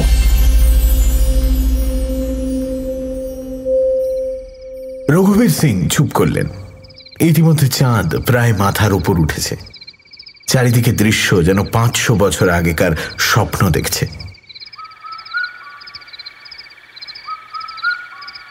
একটা পাপিয়া দূরের আমবাগান থেকে বুক ফাটা ডাক ডেকে উঠল। পঙ্কজ আস্তে আস্তে বলল, দুর্গ ধসে গিয়ে যে গহ্বর হয়েছে আপনি বললেন তা জলে ভরে গিয়েছিল, কিন্তু এখন তো জল নেই। না, এখন জল নেই, কিন্তু আমার মনে আছে 35 বছর আগেও খাদের মধ্যে কাদা ছিল। বর্ষার সময় জল জমত, বকেরা গিয়ে সব ভেঙাচি ধরে ধরে খেত। তারপর ক্রমে কাদা শুকিয়ে গেল। ভেবে দেখো, 500 বছর লাগলো জল শুকোতে। আস্তে আস্তে ওই নদীটা মুজে গেল। তাই হবে।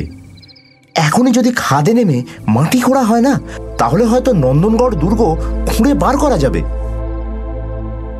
তা হয়তো যায়, কিন্তু অত বড় গর্তে নামবে কে? কারো সাহস নেই বাবা। তাছাড়া দূর খুঁড়ে বার করা তো 2-4 জন লোকের কাজ নয়। দুর্গের মধ্যে অনেক সোনা দানা হীরা জহরত চাপা পড়ে আছে, কিন্তু তা বার করতে হলে 500 জন লোক তো দরকার। অত লোক পাবো কোথায়? তাদের মজুরির টাকা বা আসবে কোত্থেকে? আমার আমলে হলো না। শুনেছি সরকারি প্রত্নতত্ত্ব বিভাগ আছে, তারা হয়তো কোনোদিন।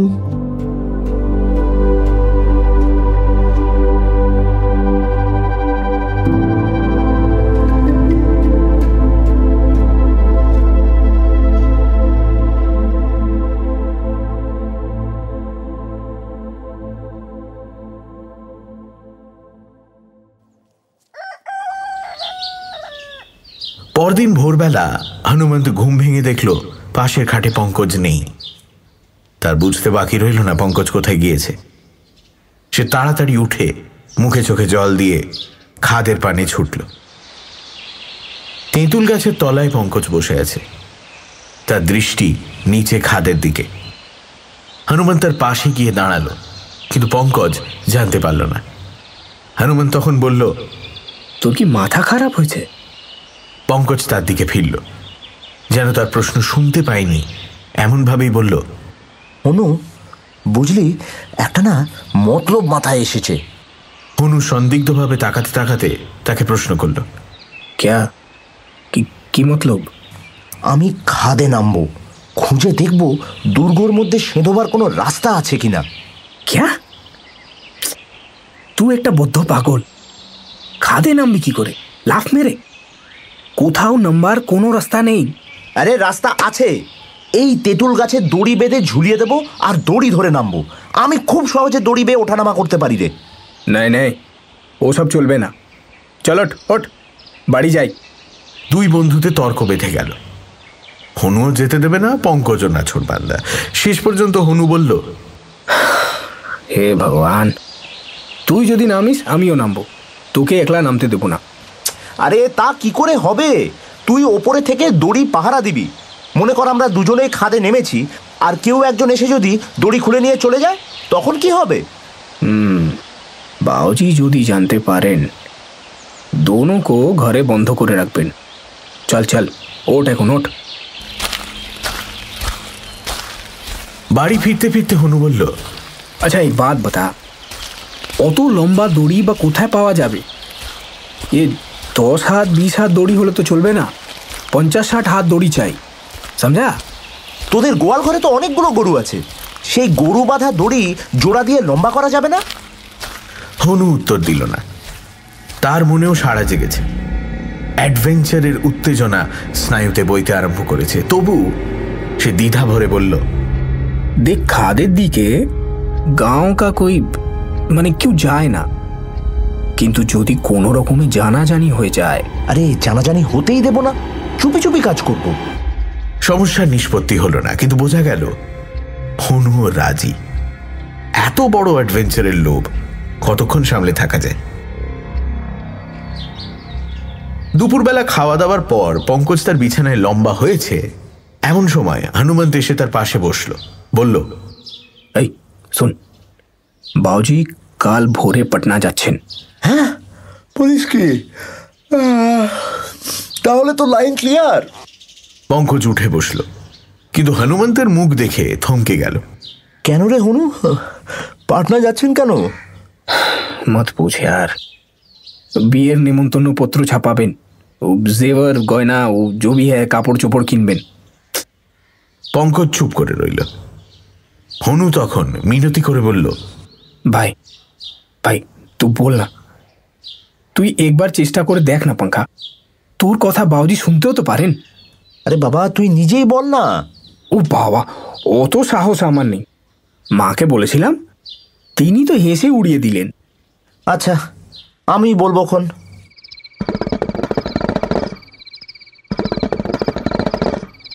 সেদিন সন্ধ্যের পর রঘুবীর সিং চাতালে বসে গড়গড়া টানছেন।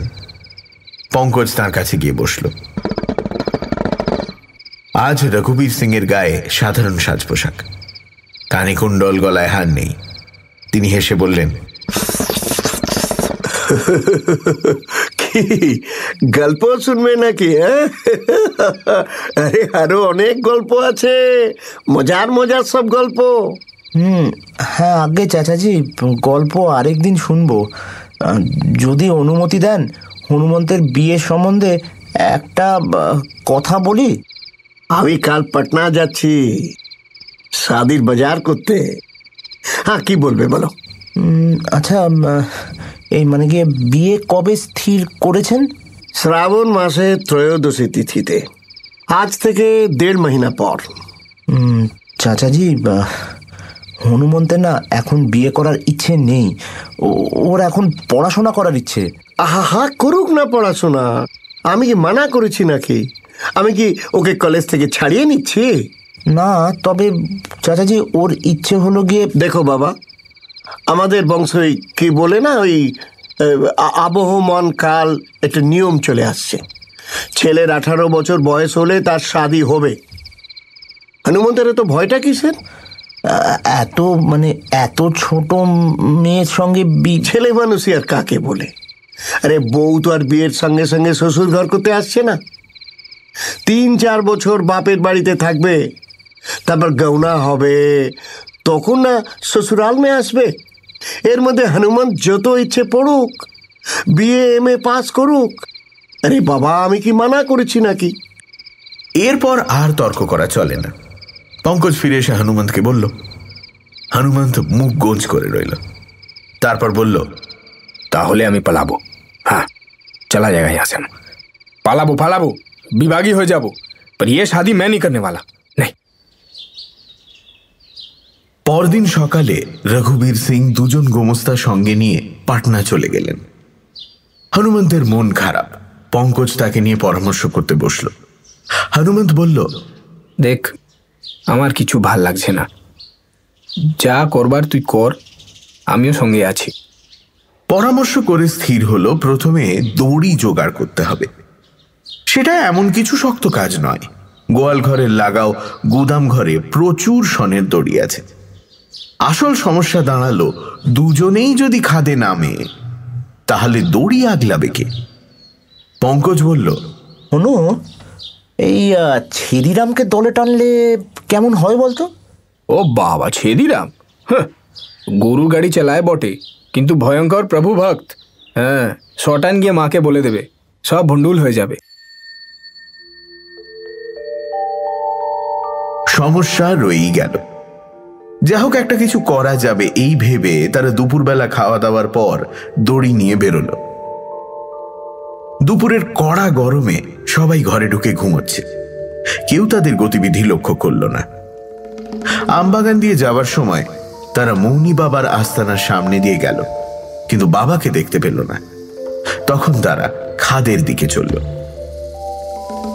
মাঠ পার হয়ে তেঁতুলতলায় পৌঁছে তারা দেখল মৌনি বাবা তেঁতুল গাছের ছায়ায় পদ্মাসনে বসে আছেন।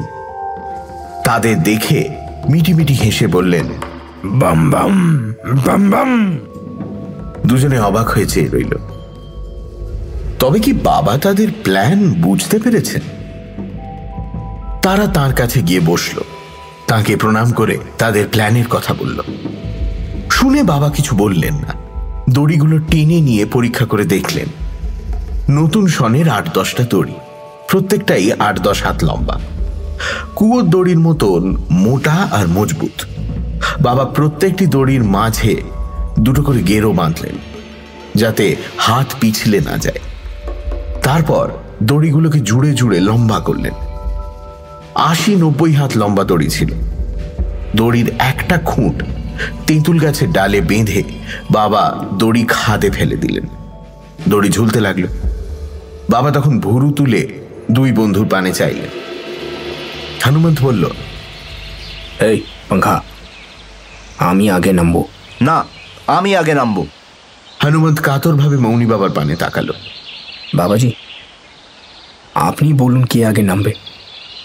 ওর যদি কোনো দুর্ঘটনা হয়, আমি মুখ দেখাবো কি করে? আর তোর দুর্ঘটনা হতে পারে না, তাই তো? বুদ্ধিটা আমিই বের করেছিলাম। দুর্ঘটনা যদি হয়, আমারই হওয়া উচিত। বাবাজি, আপনি বলুন কে আগে নামবে। বাবা পঙ্কজের দিকে আঙুল দেখালেন। পঙ্কজ মহানন্দে জুতো খুলে মালকোচা বেঁধে তৈরি হলো। তার গায়ে শুধু কামিজ রইল। গিঁট বাঁধা দড়ি ধরে ওঠানামা করা খুব শক্ত নয়। হাত এবং পা দিয়ে দড়ি ধরা যায়। পঙ্কজ দড়ি ধরে সাবধানে খাদের মধ্যে নেমে গেল।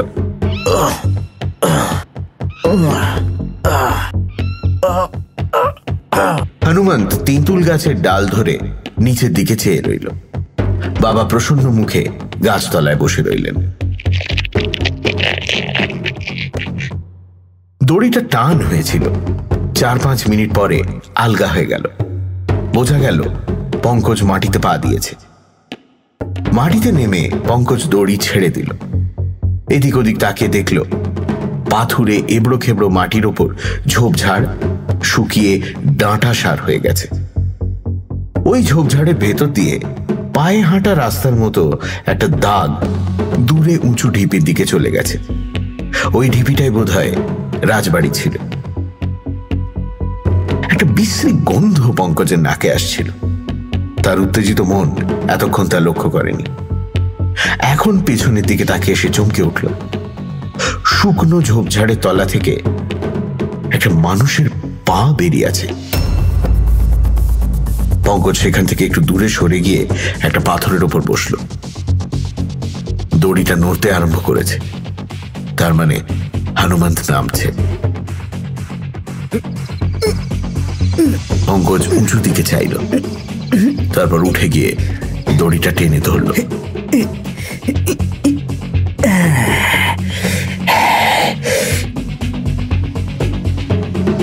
কিছুক্ষণ পরে হনুমন্ত নেমে তার পাশে দাঁড়ালো, একটু নেচে নিয়ে বলল, কি মজা, 500 বছর পরে এখানে মানুষের পা পড়ল, বাহ।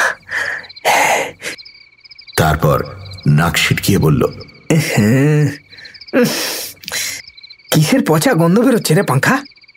হ্যাঁ, ওই যে দেখ, আমরা প্রথম নয়, আমাদের আগেও এখানে মানুষের পা পড়েছে। হনুমন্ত কিছুক্ষণ হতবুদ্ধি হয়ে চেয়ে রইল, তারপর ঝোপের কাছে গেল। পঙ্কজ নাকে কাপড় দিয়ে কাছে গেল।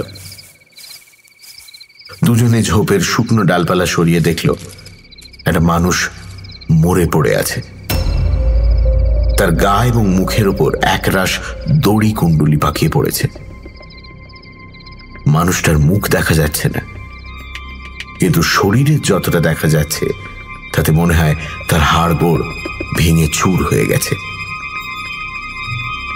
তাল পাকানো দড়িগুলো সরিয়ে নেবার পর মৃত লোকটার মুখ দেখা গেল।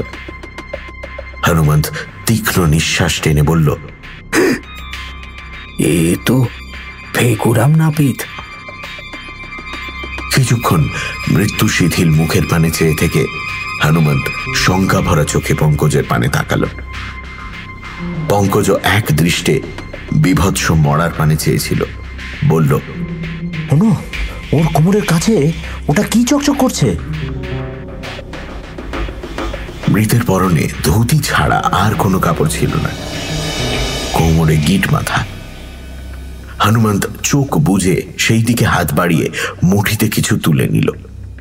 তারপর হাত খুলে দেখল এক মুঠো মোহর। দুজনে অবাক হয়ে চেয়ে রইল। তারপর দূরে সরে গিয়ে পাথরের ওপর পাশাপাশি বসল। বেশ খানিকক্ষণ বসে রইল। ব্যাপারটা যে কি হয়েছিল তা এখন অনুমান করা যায়। ফেকুরাম নাপিত ছিল ধূর্ত ধড়িবাজ লোক। সে বুঝেছিল মাটি চাপা রাজবাড়িতে অনেক সোনাদানা আছে। একদিন সে চুপি চুপি তেঁতুল গাছে দড়ি বেঁধে নিচে নামল। রাজবাড়ি খুঁড়ে সোনাদানার সন্ধান পেল। তখন সে এক ফন্দি করল। সোনাদানা যা পায় তাই নিয়ে পাটনায় যায়, সেখানে মাল বিক্রি করে টাকা নিয়ে আসে। গায়ের লোক ভাবে ফেকু পাটনা থেকে রোজগার করে আনে। এইভাবে অনেক দিন চলল। ফেকুর চালাকি কেউ ধরতে পারল না, কিন্তু ধর্মের কল বাতাসে নড়ে। 2-3 দিন আগে ফেকু আবার খাদে নেমেছিল, কিন্তু দড়িটা সাবধানে গাছের ডালে বাঁধেনি। নামবার সময় দড়ি আলগা হলেও খুলে যায়নি, কিন্তু ফেকু যখন কোমরে মোহর গুঁজে দড়ি বেয়ে ওপরে উঠতে লাগলো তখন দড়ি খুলে গেল। ফেকু অনেক ওপরে উঠেছিল, কিন্তু তেঁতুল গাছ বরাবর পৌঁছবার আগেই দড়ি খুলে যায়। ফেকু 50-60 হাত নিচে পড়ল। তার দেহ একেবারে থেঁতো হয়ে গেল। লোকে জানে ফেকু পাটনায় গিয়েছে। কেবল মৌনি বাবা বোধ হয় আসল কথা জানতেন। হনুমন্ত চিন্তায় ডুবে গিয়েছিল। পঙ্কজের কথায় চমক ভাঙল। অনু, দুপুর গড়িয়ে গেছে, যা ভাববার পরে ভাবা যাবে। এখন চল দেখি রাজবাড়িতে কোথায় কি আছে। হনুমন্ত উঠে দাঁড়ালো, মোহরগুলো মেলে ধরে বলল, এ তো মোহর। এগুলো কি হবে? কি আর হবে, তোদের জিনিস, তোদের পূর্বপুরুষের সোনা ফেকু চুরি করেছিল, এখন তোরা নিবি। হনুমন্ত একটু দ্বিধা ভরে মোহরগুলো রুমালে বেঁধে পকেটে রাখল, বলল, ঠিক আছে, চল। সামনে ঝোপঝাড়ের ভেতর দিয়ে অস্পষ্ট পায়ে হাঁটা পথের রেখা। ওরা সেই রেখা ধরে চলল। রেখাটা এঁকে বেঁকে ঢিপি ঢাপা এড়িয়ে বড় ঢিপির দিকে গিয়েছে। ফেকুর যাতায়াতের ফলে বোধহয় পথ তৈরি হয়েছে। বড় ঢিপিটা দূর থেকে দেখেও বেশ বোঝা যায় একটা প্রাসাদ বহুকাল জলের তলায় থাকার পর কাদা আর পাঁকের নিচে চাপা পড়েছে। জল শুকিয়ে যাবার পর প্রাসাদের আদল ও গড়ন জমাট বাঁধা কাদার ভেতর দিয়েও বেশ আন্দাজ করা যায়। একতলাটা মাটির নিচে বসে গেছে, দোতলা এবং চিলে কোঠা উঁচু হয়ে আছে। তার সারা গায়ে কাঁটা গাছের জঙ্গল।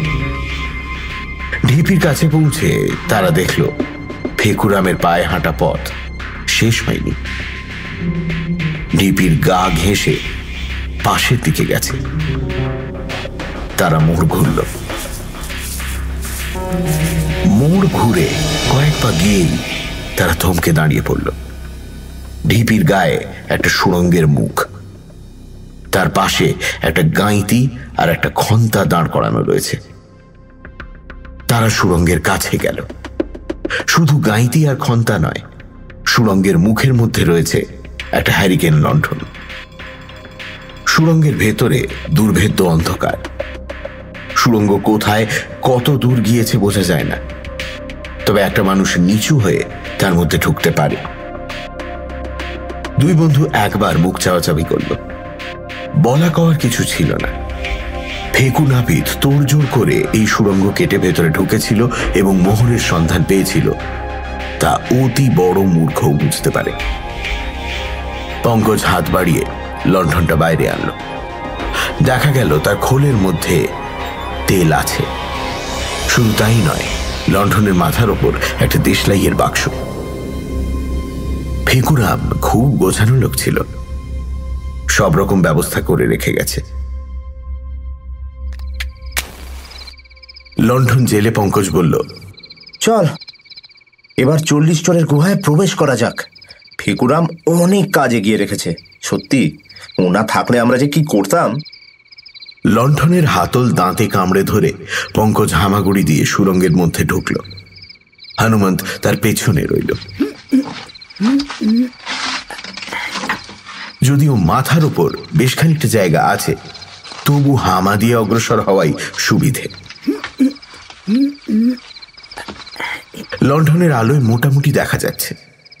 10-12 হাত এগিয়ে যাবার পর পঙ্কজ বলল, মনু, মনে হচ্ছে তোর রাজবাড়ির পাকা মেঝে এসে গেছে রে। তাই নাকি? দুজনে সাবধানে উঠে দাঁড়ালো। হ্যাঁ, মাটির সুড়ঙ্গ শেষ হয়েছে। দুপাশে পাথরের দেওয়াল, ছাদ উঁচু। পঙ্কজ লণ্ঠন তুলে ধরে দেখতে লাগলো। একটা লম্বা বারান্দার মতন জায়গা। প্রকৃতির বিচিত্র খেয়ালে ভূমিকম্পের ঝাঁকুনিতে ভেঙে পড়েনি। তার মধ্যে বেশি কাদামাটিও জমেনি। বারান্দার বাঁদিকে দেওয়ালে আগে বোধহয় দোরের কপাট ছিল, এখন কপাট অদৃশ্য হয়ে গেছে। কেবল দোরের ফোকর দেখা যাচ্ছে। এই ফোকরের মধ্যে আবার সুড়ঙ্গ, কিন্তু বেশি লম্বা নয়। 2-4 হাত গিয়ে আবার একটা ঘরের মতন জায়গা। সেখানে ঢুকে ওরা লণ্ঠন ধরে চারিদিকে দেখল। ঘরটাতে কিছু মাটি জমেছিল। কেউ সম্প্রতি মাটি খুঁড়ে খুঁড়ে পরিষ্কার করেছে। ফেকুরাম ছাড়া আর কে হতে পারে? হয়তো এই ঘরের কাঠের সিন্দুকে দামি জিনিস ছিল। কাঠের সিন্দুক ও নশ্বর সবকিছু বহুকাল নষ্ট হয়ে গেছে। কেবল সোনা, হিরে, মতি নষ্ট হয়নি। ফেকু সেই সব জিনিস সংগ্রহ করতে আসতো। এখন ঘরে সোনাদানা আর কিছু নেই। ঘর থেকে বেরিয়ে এসে তারা বারান্দা দিয়ে সামনের দিকে চলল। আরো কিছু দূর গিয়ে বারান্দা শেষ হয়েছে, সামনে দেওয়াল। ওরা আলো ধরে দেখল দেওয়ালটা পাথরের, কিন্তু তার মাঝখানে দোরের মতন চৌকস জায়গায় কাদা আর পাঁক জমাট হয়ে সিমেন্টের মতন শক্ত হয়ে গেছে। ওরা টোকা মেরে দেখল দেওয়ালের মতন পুরু নয়, ওপারে হয়তো আরো একটা ঘর আছে। হনুমন্ত বলল, এই দেখ, দেয়ালের গায়ে গাঁথির দাগ। ফেকু বোধহয় ভাঙবার চেষ্টা করছিল। ও ঘরের সব সোনাদানা শেষ করে বেটা এই ঘরে ঢোকার চেষ্টা করেছিল, বুঝলি? এই হনু, আজ আর নয়, এবার চল। সময়ের কোনো আন্দাজ নেই, হয়তো গিয়ে দেখবি সন্ধে হয়ে গেছে। হ্যাঁ, সাহি। মৌনি বাবা তেঁতুল তলায় বসে দড়ি পাহারা দিচ্ছেন। আজ চল, কাল আবার আসা যাবে, কি বলিস?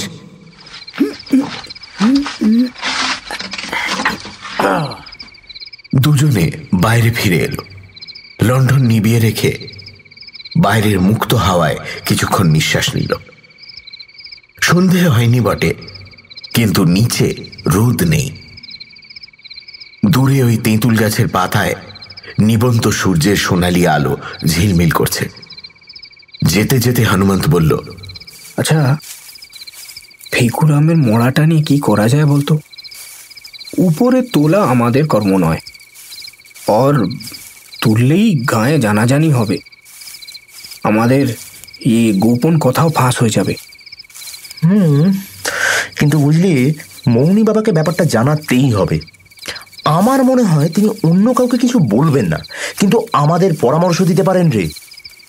দড়ি যেমন ঝুলছিল তেমনই ঝুলছে। প্রথমে পঙ্কজ ওপরে উঠে গেল।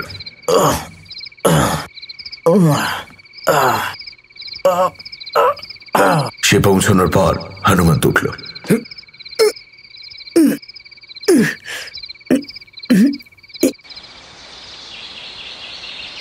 মৌনি বাবা দড়ি আগলে বসেছিলেন, বললেন, বাম বাম। ওরা তখন মৌনি বাবার সামনে বসে সব কথা বলল। বাবা মন দিয়ে শুনলেন। শেষে হনুমন্ত বলল, বাবাজি, কাল কাল আবার আমরা নামবো, একটু সকাল সকাল আসবো। পর এ ফেকুর মরাটা নিয়ে কি হবে বাবা? বাবা হাত তুলে আশ্বাস দিলেন, যেন বললেন, ভাবিস নে, সব ঠিক হয়ে যাবে। গাছের ডাল থেকে দড়ি খুলে নিয়ে তারা মৌনি বাবার সঙ্গে আম বাগানে গেল। সেখানে চালা ঘরে দড়ি লুকিয়ে রেখে বাড়ি ফিরে গেল। তাদের অভিযানের খবর কেউ জানল না। সন্ধ্যের পর ঘরে দোর বন্ধ করে তারা পরামর্শ করতে বসল। হনুমন্ত বলল, একটা বড় ভুল হয়ে গেছে বাঙ্খা, বড় ভুল। এই মোহরগুলো মৌনি বাবার কাছে রেখে এলেই হতো। বাড়িতে রাখার জায়গা নেই, বাইরে রাখলে চাকরদের নজরে পড়বে। মাকে দিলে মা জানতে চাইবে কোথা থেকে এলো। কি করি বলতো? পঙ্কজ ভাবতে লাগলো। কিছুক্ষণ পরে হনুমন্ত নিজেই বলল, হ্যাঁ, এক কাজ করা যাক, ওগুলোকে তোর সুটকেসে রেখে দে। তেরা সুটকেসে কেউ খুলবে না। আচ্ছা, তাই কর। মোহরগুলো পঙ্কজের সুটকেসে রেখে চাবি লাগিয়ে তারা আবার মুখোমুখি বসল। পঙ্কজ বলল, কাল আবার সকাল সকাল বেরোতে হবে। এই শোন, তোর মা আবার কিছু সন্দেহ করবেন না তো? হনুমন্ত একটু ভেবে বলল, মাকে যদি বলা যায় আমরা জঙ্গলে পাখি শিকার করতে যাচ্ছি, তা মা কিছু সন্দেহ করবে না। এক মুশকিল হ্যাঁ, বন্দুকটাও তো নিয়ে যেতে হবে। বন্দুক, কার্ট্রিজ এসব সঙ্গে নিতে হবে। উপায় কি? ওগুলো মৌনি বাবা ঝোপড়িতে রেখে গেলেই হবে। একটা জোরালো আলো যদি নিয়ে আসা সম্ভব হতো রে। লণ্ঠনের আলোটায় না ভালো করে দেখা যায় না। দাঁড়া, ঠিক হয়েছে। বাউজির একটা বড় টর্চ আছে, দিনের মতো আলো হয়, সেটা চুরি করব। রাত্রে খাবার সময় হনুমন্ত মাকে শিকারে যাবার কথা বলে রাখল। মা বললেন, এই জ্যৈষ্ঠ মাসে দুপুরে পাখি কোথায় পাবি রে? সে না পাই বন্দুক ঘাড়ে করে ঘুরে বেড়াবো। তা বেড়াস, সন্ধ্যের আগে ফিরে আসবি কিন্তু। জি জি জি বিলকুল। পরদিন বেলা 10টা নাগাদ দুই বন্ধু খেয়ে দিয়ে তৈরি হয়ে বেরোল। হনুমন্তের কাঁধে দোনলা বন্দুক, পঙ্কজের হাতে টর্চ আর কার্তুজের থলি। আমবাগানে গিয়ে তারা দেখল মৌনি বাবা ধনির সামনে বসে আছেন। হনুমন্ত বলল, বাবাজি, এই বন্দুকটা ঝোপড়িতে রেখে রস্সি নিয়ে যাব। বাবা মাথা নাড়লেন, হাত বাড়িয়ে বন্দুকটা নিজের হাতে নিয়ে উঠে দাঁড়ালেন। তারপর হনুমন্ত যখন দড়ির কুণ্ডুলি এক চালা থেকে বার করে আনল, তখন তিনি বন্দুক কাঁধে ফেলে কার্তুজের থলি হাতে তেঁতুল গাছের দিকে পা বাড়ালেন। দুজনে মুখ তাকাতাকি করল। হয়তো বাবা নিজের শূন্য আস্তানায় বন্দুক ফেলে রেখে যেতে চান না, ঘর থেকে কেউ যদি তুলে নিয়ে যায়। তেঁতুল তলায় পৌঁছে বাবা প্রথমে দড়ির একটা খুঁট তেঁতুল গাছের ডালে বেঁধে ফেললেন, অন্য খুঁটে বন্দুক আর কার্তুজের থলি বেঁধে নিচে নামিয়ে দিলেন। তারপর হনুমন্তকে ইশারা করলেন। আজ হনুমন্ত আগে নামল, পরে পঙ্কজ। তারা আন্দাজ করল বাবার ইচ্ছে বন্দুকটা তাদের সঙ্গে থাকে। নিচে নেমে তারা একটা নতুন দৃশ্য দেখল।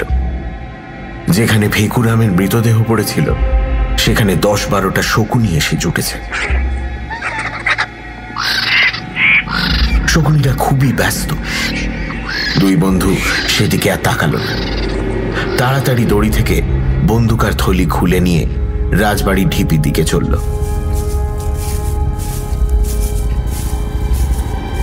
যেতে যেতে হনুমন্ত বলল, বাবা নিশ্চয়ই জানতেন শকুনি আসবে। কি গন্ধ রে! শোন, শকুনিরা হলো প্রকৃতির সেরা মুদ্রা ফরাস। আমরা যখন মরা নড়াচড়া করছিলাম তখনই বোধ হয় ওরা দেখতে পেয়েছে। কিন্তু বাবা আজ আমাদের সঙ্গে বন্দুক দিলেন কেন ভাই? এখানে কি জন্তু জানোয়ার আছে নাকি? কই, কাল তো কিছু চোখে পড়েনি। যাকে বন্দুক সঙ্গে আছে সেটা ভালো ব্যাপার। বাঘ ভাল্লুক না থাক, সাপ খোপ তো থাকতেই পারে।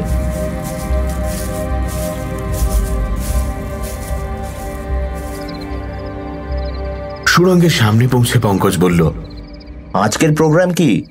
ভেকুরাম যে দেয়ালটা ভাঙবার চেষ্টা করেছিল সেটা পেহলে ভাঙতে হবে। ওখানে জরুর অনেক দামি মাল আছে। আমরা দুজনে একসাথ গাইতি আর শাবল চালালে ভাঙতে পারবো না? চেষ্টা করতে দোষ কি? আরে হনু, বলছি যে কিরকম দামি মাল তুই আশা করছিস? হ্যাঁ, তা কি বলা যায়, হয়তো কিছুই নেই, পর। দুজনে উঠল। বন্দুক আর কার্তুজের থলি বাইরে রেখে লণ্ঠন জেলে সুড়ঙ্গে ঢুকল। তাদের সঙ্গে রইল টর্চ, গাইতি আর শাবল।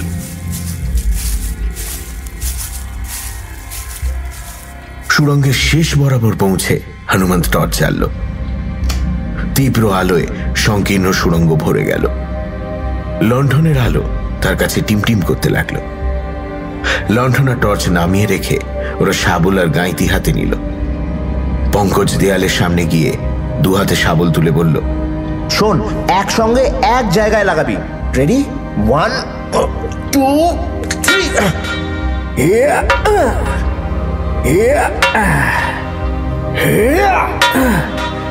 শাবল আর গাইতি একসঙ্গে দেয়ালের গায়ে পড়ল। ঠং করে শব্দ হলো। শব্দ শুনে বোঝা যায় ইট পাথরের দেয়াল নয়, কিন্তু উপাদান যাই হোক, এক চুলও নড়ল না।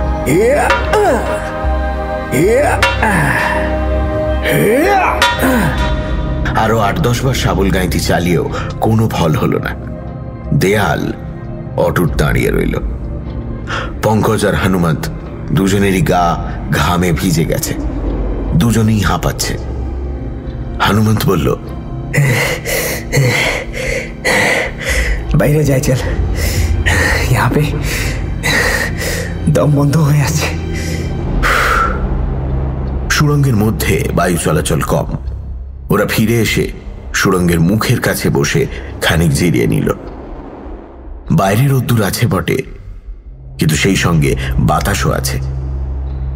গায়ের ঘাম শুকোতে না শুকোতে পঙ্কজের মাথায় বুদ্ধি খেলে গেল। অনু, কিরে, একটা কাজ করলে হয় না? এই দোনলা বন্দুকে দুটো টোটা পুরে যদি একসঙ্গে ফায়ার করা যায়। হনুমান চোখ গোল গোল করে খানিক চেয়ে রইল, তারপর পঙ্কজের গলা জড়িয়ে ধরল। পাঙ্খা, সাব্বাস পাঙ্খা, সাব্বাস, সাব্বাস তোর বুদ্ধি। এই কথা তো এতক্ষণ মাথায় আসেনি। দেখ পাঙ্খা, দেখ, মৌনি বাবা নিশ্চয়ই অন্তর্যামী পুরুষ, তাই বন্দুকটা আমাদের সঙ্গে দিয়েছেন। আচ্ছা, তুই পেহলে কখনো বন্দুক ছুড়েছিস? অনেকবার ছুড়েছি, হাঁস মেরেছি, খরগোশ মেরেছি, আমার বাবারও তো বন্দুক আছে। ক্যা বাত, তো তুই ফায়ার কর। আহ, কেন? তুইও তো অনেক বন্দুক চালিয়েছিস। তা চালিয়েছি, পর বুদ্ধিটা তোর। নে, বন্দুকে টোটা ভর। না না, এখন না, এখন ভরবো না, ভেতরে গিয়ে ভরবো বরং। থলি থেকে পঙ্কজ কার্তুজগুলো বার করল। 10টা কার্তুজের মধ্যে গোটা 6 SSG ছিল। পঙ্কজ সেগুলো পকেটে পুরে বলল, চল, তুই টর্চ নিয়ে আগে যা। সুড়ঙ্গে ঢুকে প্রথমে হামাগুড়ি দিয়ে, তারপর খাড়া হেঁটে তারা দেয়ালের সামনে উপস্থিত হল। দুজনেরই মনে হলো তারা একটা বিরাট রহস্যের সামনে এসে দাঁড়িয়েছে। তাদের বুক দুরু দুরু করে উঠল। পঙ্কজ চাপা গলায় বলল, হ্যাঁ রে অনু, কত দূর থেকে ফায়ার করবো রে? কম সে কম 10-12 হাত দূর থেকে, নইলে উচ্ছররা ছিটকে গায়ে লাগতে পারে। পাঙ্খা, এক কাম কর, তুই বরং এ বন্দুক আমাকে দে। আমি এ বন্দুক অনেকবার ছুড়েছি, এর ধাত আমি জানি। না, আমি ফায়ার করব, কিন্তু বদ্ধ জায়গায় ভীষণ শব্দ হবে। অনু, তুই বরং কানে আঙুল দিয়ে থাকিস, নইলে কানের পর্দা ফেটে যেতে পারে। আর আর তুই? আমি কানের উপর শক্ত করে রুমাল বাঁধবো, এই দেখ। রুমালকে কোনাকুনি ভাবে দুপাট করে পঙ্কজ কপালের উপর বেঁধে ফেলল। কান চাপা পড়ল। তারপর বন্দুকে 2 নলে টোঁটা পুরে দেয়াল থেকে 10 পা দূরে গিয়ে দাঁড়ালো। হনুমান তার পাশে দাঁড়িয়ে 2 কানে আঙুল পুরে দিল। টর্চ জ্বালা হলো না, কেবল লণ্ঠনের আলো। এইবার 1, 2, 3 বলে পঙ্কজ বন্দুকের ঘোড়া টিপল। বিকট শব্দ হল। সংকীর্ণ জায়গায় ধ্বনির সঙ্গে প্রতিধ্বনি মিলে যেন দৈত্য দানবের মতো লড়াই করতে লাগলো। ওপর থেকে খানিকটা মাটি খসে মেঝে পড়ল। লণ্ঠনের কাঁচ চিড় খেয়ে গেল। পঙ্কজ আর হনুমন্ত ছুটে গেল দেওয়ালের দিকে। দেওয়াল ভেঙে পড়েনি, কিন্তু তার চারপাশ থেকে একটা শোঁ শোঁ শব্দ আসছে। দুজনে অবুঝের মতন মুখ তাকাতাকি করল। তারপর পঙ্কজ লাফিয়ে উঠে বলল, বুঝেছি, শোন, এই দেখ, দেওয়ালের ওদিকে হাওয়া নেই, এদিক থেকে হাওয়া ঢুকছে, তারই শব্দ। তার মানে দেওয়াল আলগা হয়েছে। আরেকবার বন্দুক ছুড়লেই। রুক, এবার আমি বন্দুক ছুড়ব। পঙ্কজ বন্দুকে 2 নলে আবার টোটা ভরে হনুমন্তের হাতে দিল। নিজে মাথা থেকে রুমাল খুলে তার মাথায় বেঁধে দিল। তারপর কানে আঙুল দিয়ে দাঁড়ালো। হনুমন্ত দেয়াল লক্ষ্য করে ঘোড়া টিপল। প্রতিধ্বনির শব্দ থেমে যাওয়ার প্রায় সঙ্গে সঙ্গে আর একটা শব্দ হলো।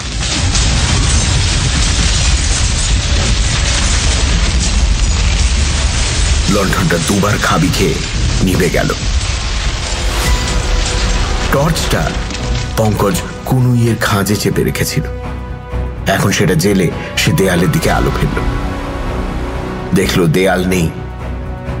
ছড়রার ধাক্কা খেয়ে ঘরের মধ্যে ভেঙে পড়েছে।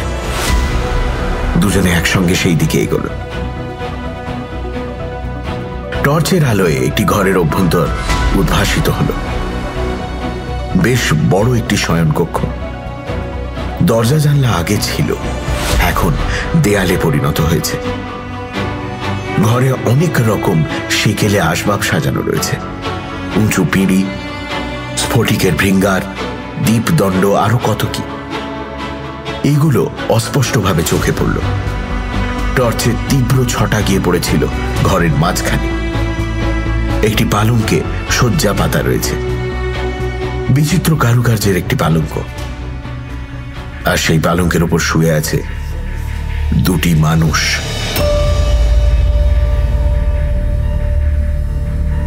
হনুমান তার পঙ্কজ অন্য কোনো দিকে না তাকিয়ে পালঙ্কের পাশে গিয়ে দাঁড়ালো। যে দুটি মানুষ পালঙ্কে শুয়ে আছে তাদের মধ্যে একজন হচ্ছে 18-19 বছর বয়সের একটি কিশোর যুবা, আর তার পাশে শুয়ে আছে 12-13 বছরের একটি কিশোরী মেয়ে। বলিষ্ঠ সুন্দর যুবা, অপরূপ সুন্দরী মেয়ে, দুজনেই মৃত, কিন্তু তাদের দেখে তা মনে হয় না। মনে হয় যেন ঘুমিয়ে আছে। ঘরে লোক ঢুকেছে সাড়া পেয়ে এখনই জেগে উঠবে। হনুমন্ত গলার মধ্যে একটা শব্দ করে পঙ্কজের কাঁধ চেপে ধরল। পঙ্কা, চিনতে পারছিস? পঙ্কজের গলা প্রায় বুঝে গিয়েছিল। সে অতি কষ্টে উচ্চারণ করল, পারছি। এটা তো তুই আর তোর হবু বউ রামদুলারি। কিছুক্ষণ কোনো কথা নেই। তারপর হনুমন্ত স্বপ্নাচ্ছন্ন গলায় বলল, ওর নাম ছিল মৈথিলি। চেহারা 500 বছর আগে যা ছিল এ জন্মেও তাই আছে। সে রাত্রে আমরা ঘুমিয়ে পড়েছিলাম। আচানক গভীর রাত্রে এলো ভূমিকম্প আর জলোচ্ছ্বাস। ঘরের দরজা জানলা দিয়ে হাওয়া বাতাসের চলাচল বন্ধ হয়ে গেল। তারপর যে কি হলো, ঘর থেকে বেরোবার উপায় নেই দেখে তোরা আবার বিছানায় গিয়ে শুলি। ঘরের হাওয়া ফুরিয়ে আসতে লাগলো, দীপদণ্ডে দীপ নিভে গেল, তোরা অজ্ঞান হয়ে পড়লি। তারপর তোদের মূর্ছা মহানিদ্রায় পরিণত হলো। হনুমন্ত হঠাৎ ভয়ার্ত স্বরে বলল, আমার সব কথা মনে পড়ে যাচ্ছে। আমি আর মৈথিলি।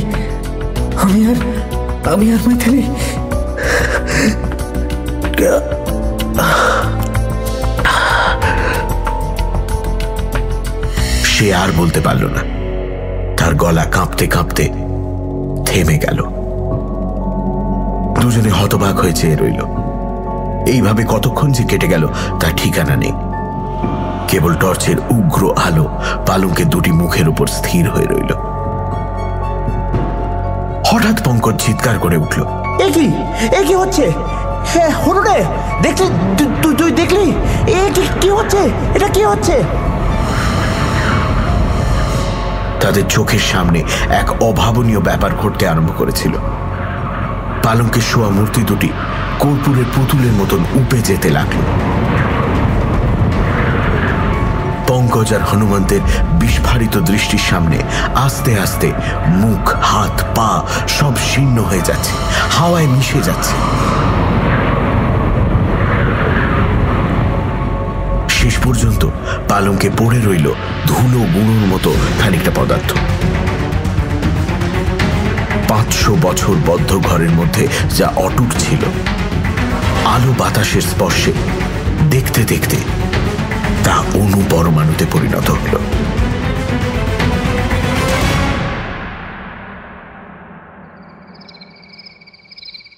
রাত্রে পঙ্কজ আর হনুমন্ত নিজের খাটে শুয়ে চিন্তা করছিল। দুজনেরই মাথা উত্তপ্ত হয়েছে, ঘুম আসছে না, কিন্তু কথা কইবার মতন মনের অবস্থা নয়। মোহাচ্ছন্ন মন নিয়ে তারা নন্দনগড়ের সুড়ঙ্গ থেকে বেরিয়ে এসেছিল। কেউ কোনো কথা বলল না, নির্দিষ্ট পথে ফিরে চলল। দড়ির কাছে এসে পঙ্কজ আবছাভাবে অনুভব করল ফেকুরামের মড়াটা নেই, শকুনগুলো অদৃশ্য হয়েছে। ওপরে এসে মৌনি বাবার মুখে স্নিগ্ধ মধুর হাসি দেখে তারা বুঝতে পেরেছিল বাবা সবই জানেন বলেই তাদের নন্দনগড় দুর্গের রহস্য সন্ধানে যেতে দিয়েছিলেন। কিন্তু কি করে জানলেন? হয়তো তার দৈব শক্তি আছে, সাধুরা সকলেই ভণ্ড নয়, 2-4 জন খাঁটি সাধু থাকতে পারে। দুপুর রাত্রে হনুমন্ত উঠে এসে পঙ্কজের খাটের পাশে বসল। বলল, পাঙ্খা, হ্যাঁ পাঙ্খা, জেগে আছিস? আছি রে। কি খবর? আমি ঠিক করেছি রামদুলারিকে বিয়ে করব। তাহলে আর বিবাগী হবি না বলছিস? নেই, এখন নয়। 5-6 বছরের পুরনো বউকে বিয়ে না করলে আর ন্যায় হবে। পঙ্কজ উঠে বসল। আচ্ছা হনু, আগের জন্মের সব কথা তোর মনে পড়েছে? সব কথা নয়, অনেক কথা মনে পড়েছে। চেষ্টা করলে বোধহয় সব কথাই মনে পড়বে। তোর বউয়ের নাম ছিল তো মৈথিলি, আর তোর কি নাম ছিল? আমার নাম ছিল রঘুনন্দন সিং। আগের জন্মে তো তোদের নামের বেশ জোর মিলেছিল, তাহলে এই জন্মে গরমিল হলো কেন? গরমিল কোথায়? আরে তুই হলি গিয়ে হনুমন্ত মানে হনুমান, আর তোর বউ রামদুলারি মানে সীতা। এরপরও গরমিল হলো না বলছিস? তুই কিছু জানিস না। আমার পুরা নাম হনুমন্ত রাজ সিং, মানে হনুমান নয়, হনুমানের মালিক। अब ये बता, হনুমানের মালিক কে? রামচন্দ্র, বুঝলি? বুঝলাম। এবার তুই আগের জন্মের গল্প বল, যা মনে আছে সব বলবি, কিন্তু কিচ্ছু বাদ দিবি না। अच्छा सुन तो अभी, वो याद है वो घर में जब हम घुस रहे थे वहां पर? হনুমন্ত গল্প বলতে আরম্ভ করল, কিন্তু সেই গল্প অন্য গল্প।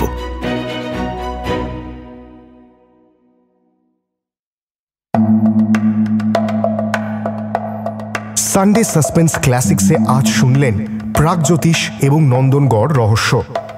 রচনা শরদিন্দু বন্দ্যোপাধ্যায়। প্রাগজ্যোতিষ গল্প পাঠে মীর, দীপ, সোমক এবং অয়ন্তিকা। নন্দনগড় রহস্য গল্প পাঠে দীপ, সোমক, পুষ্পল, শ্রী জগন্নাথ বসু এবং ইন্দ্রাণী। শব্দগ্রহণ রিচার্ড। প্রাগজ্যোতিষ ধ্বনি পরিকল্পনা ও আবহ সঙ্গীত সত্যজিৎ সেন। নন্দনগড় রহস্য ধ্বনি পরিকল্পনা ও আবহ সঙ্গীত শুভদীপ সেনগুপ্ত। গল্পের সূত্রধার ইন্দ্রাণী এবং অগ্নি। প্রচার অলঙ্করণ জয়েন দ্য ডটস। সমগ্র পরিকল্পনা ও পরিচালনায় ইন্দ্রাণী।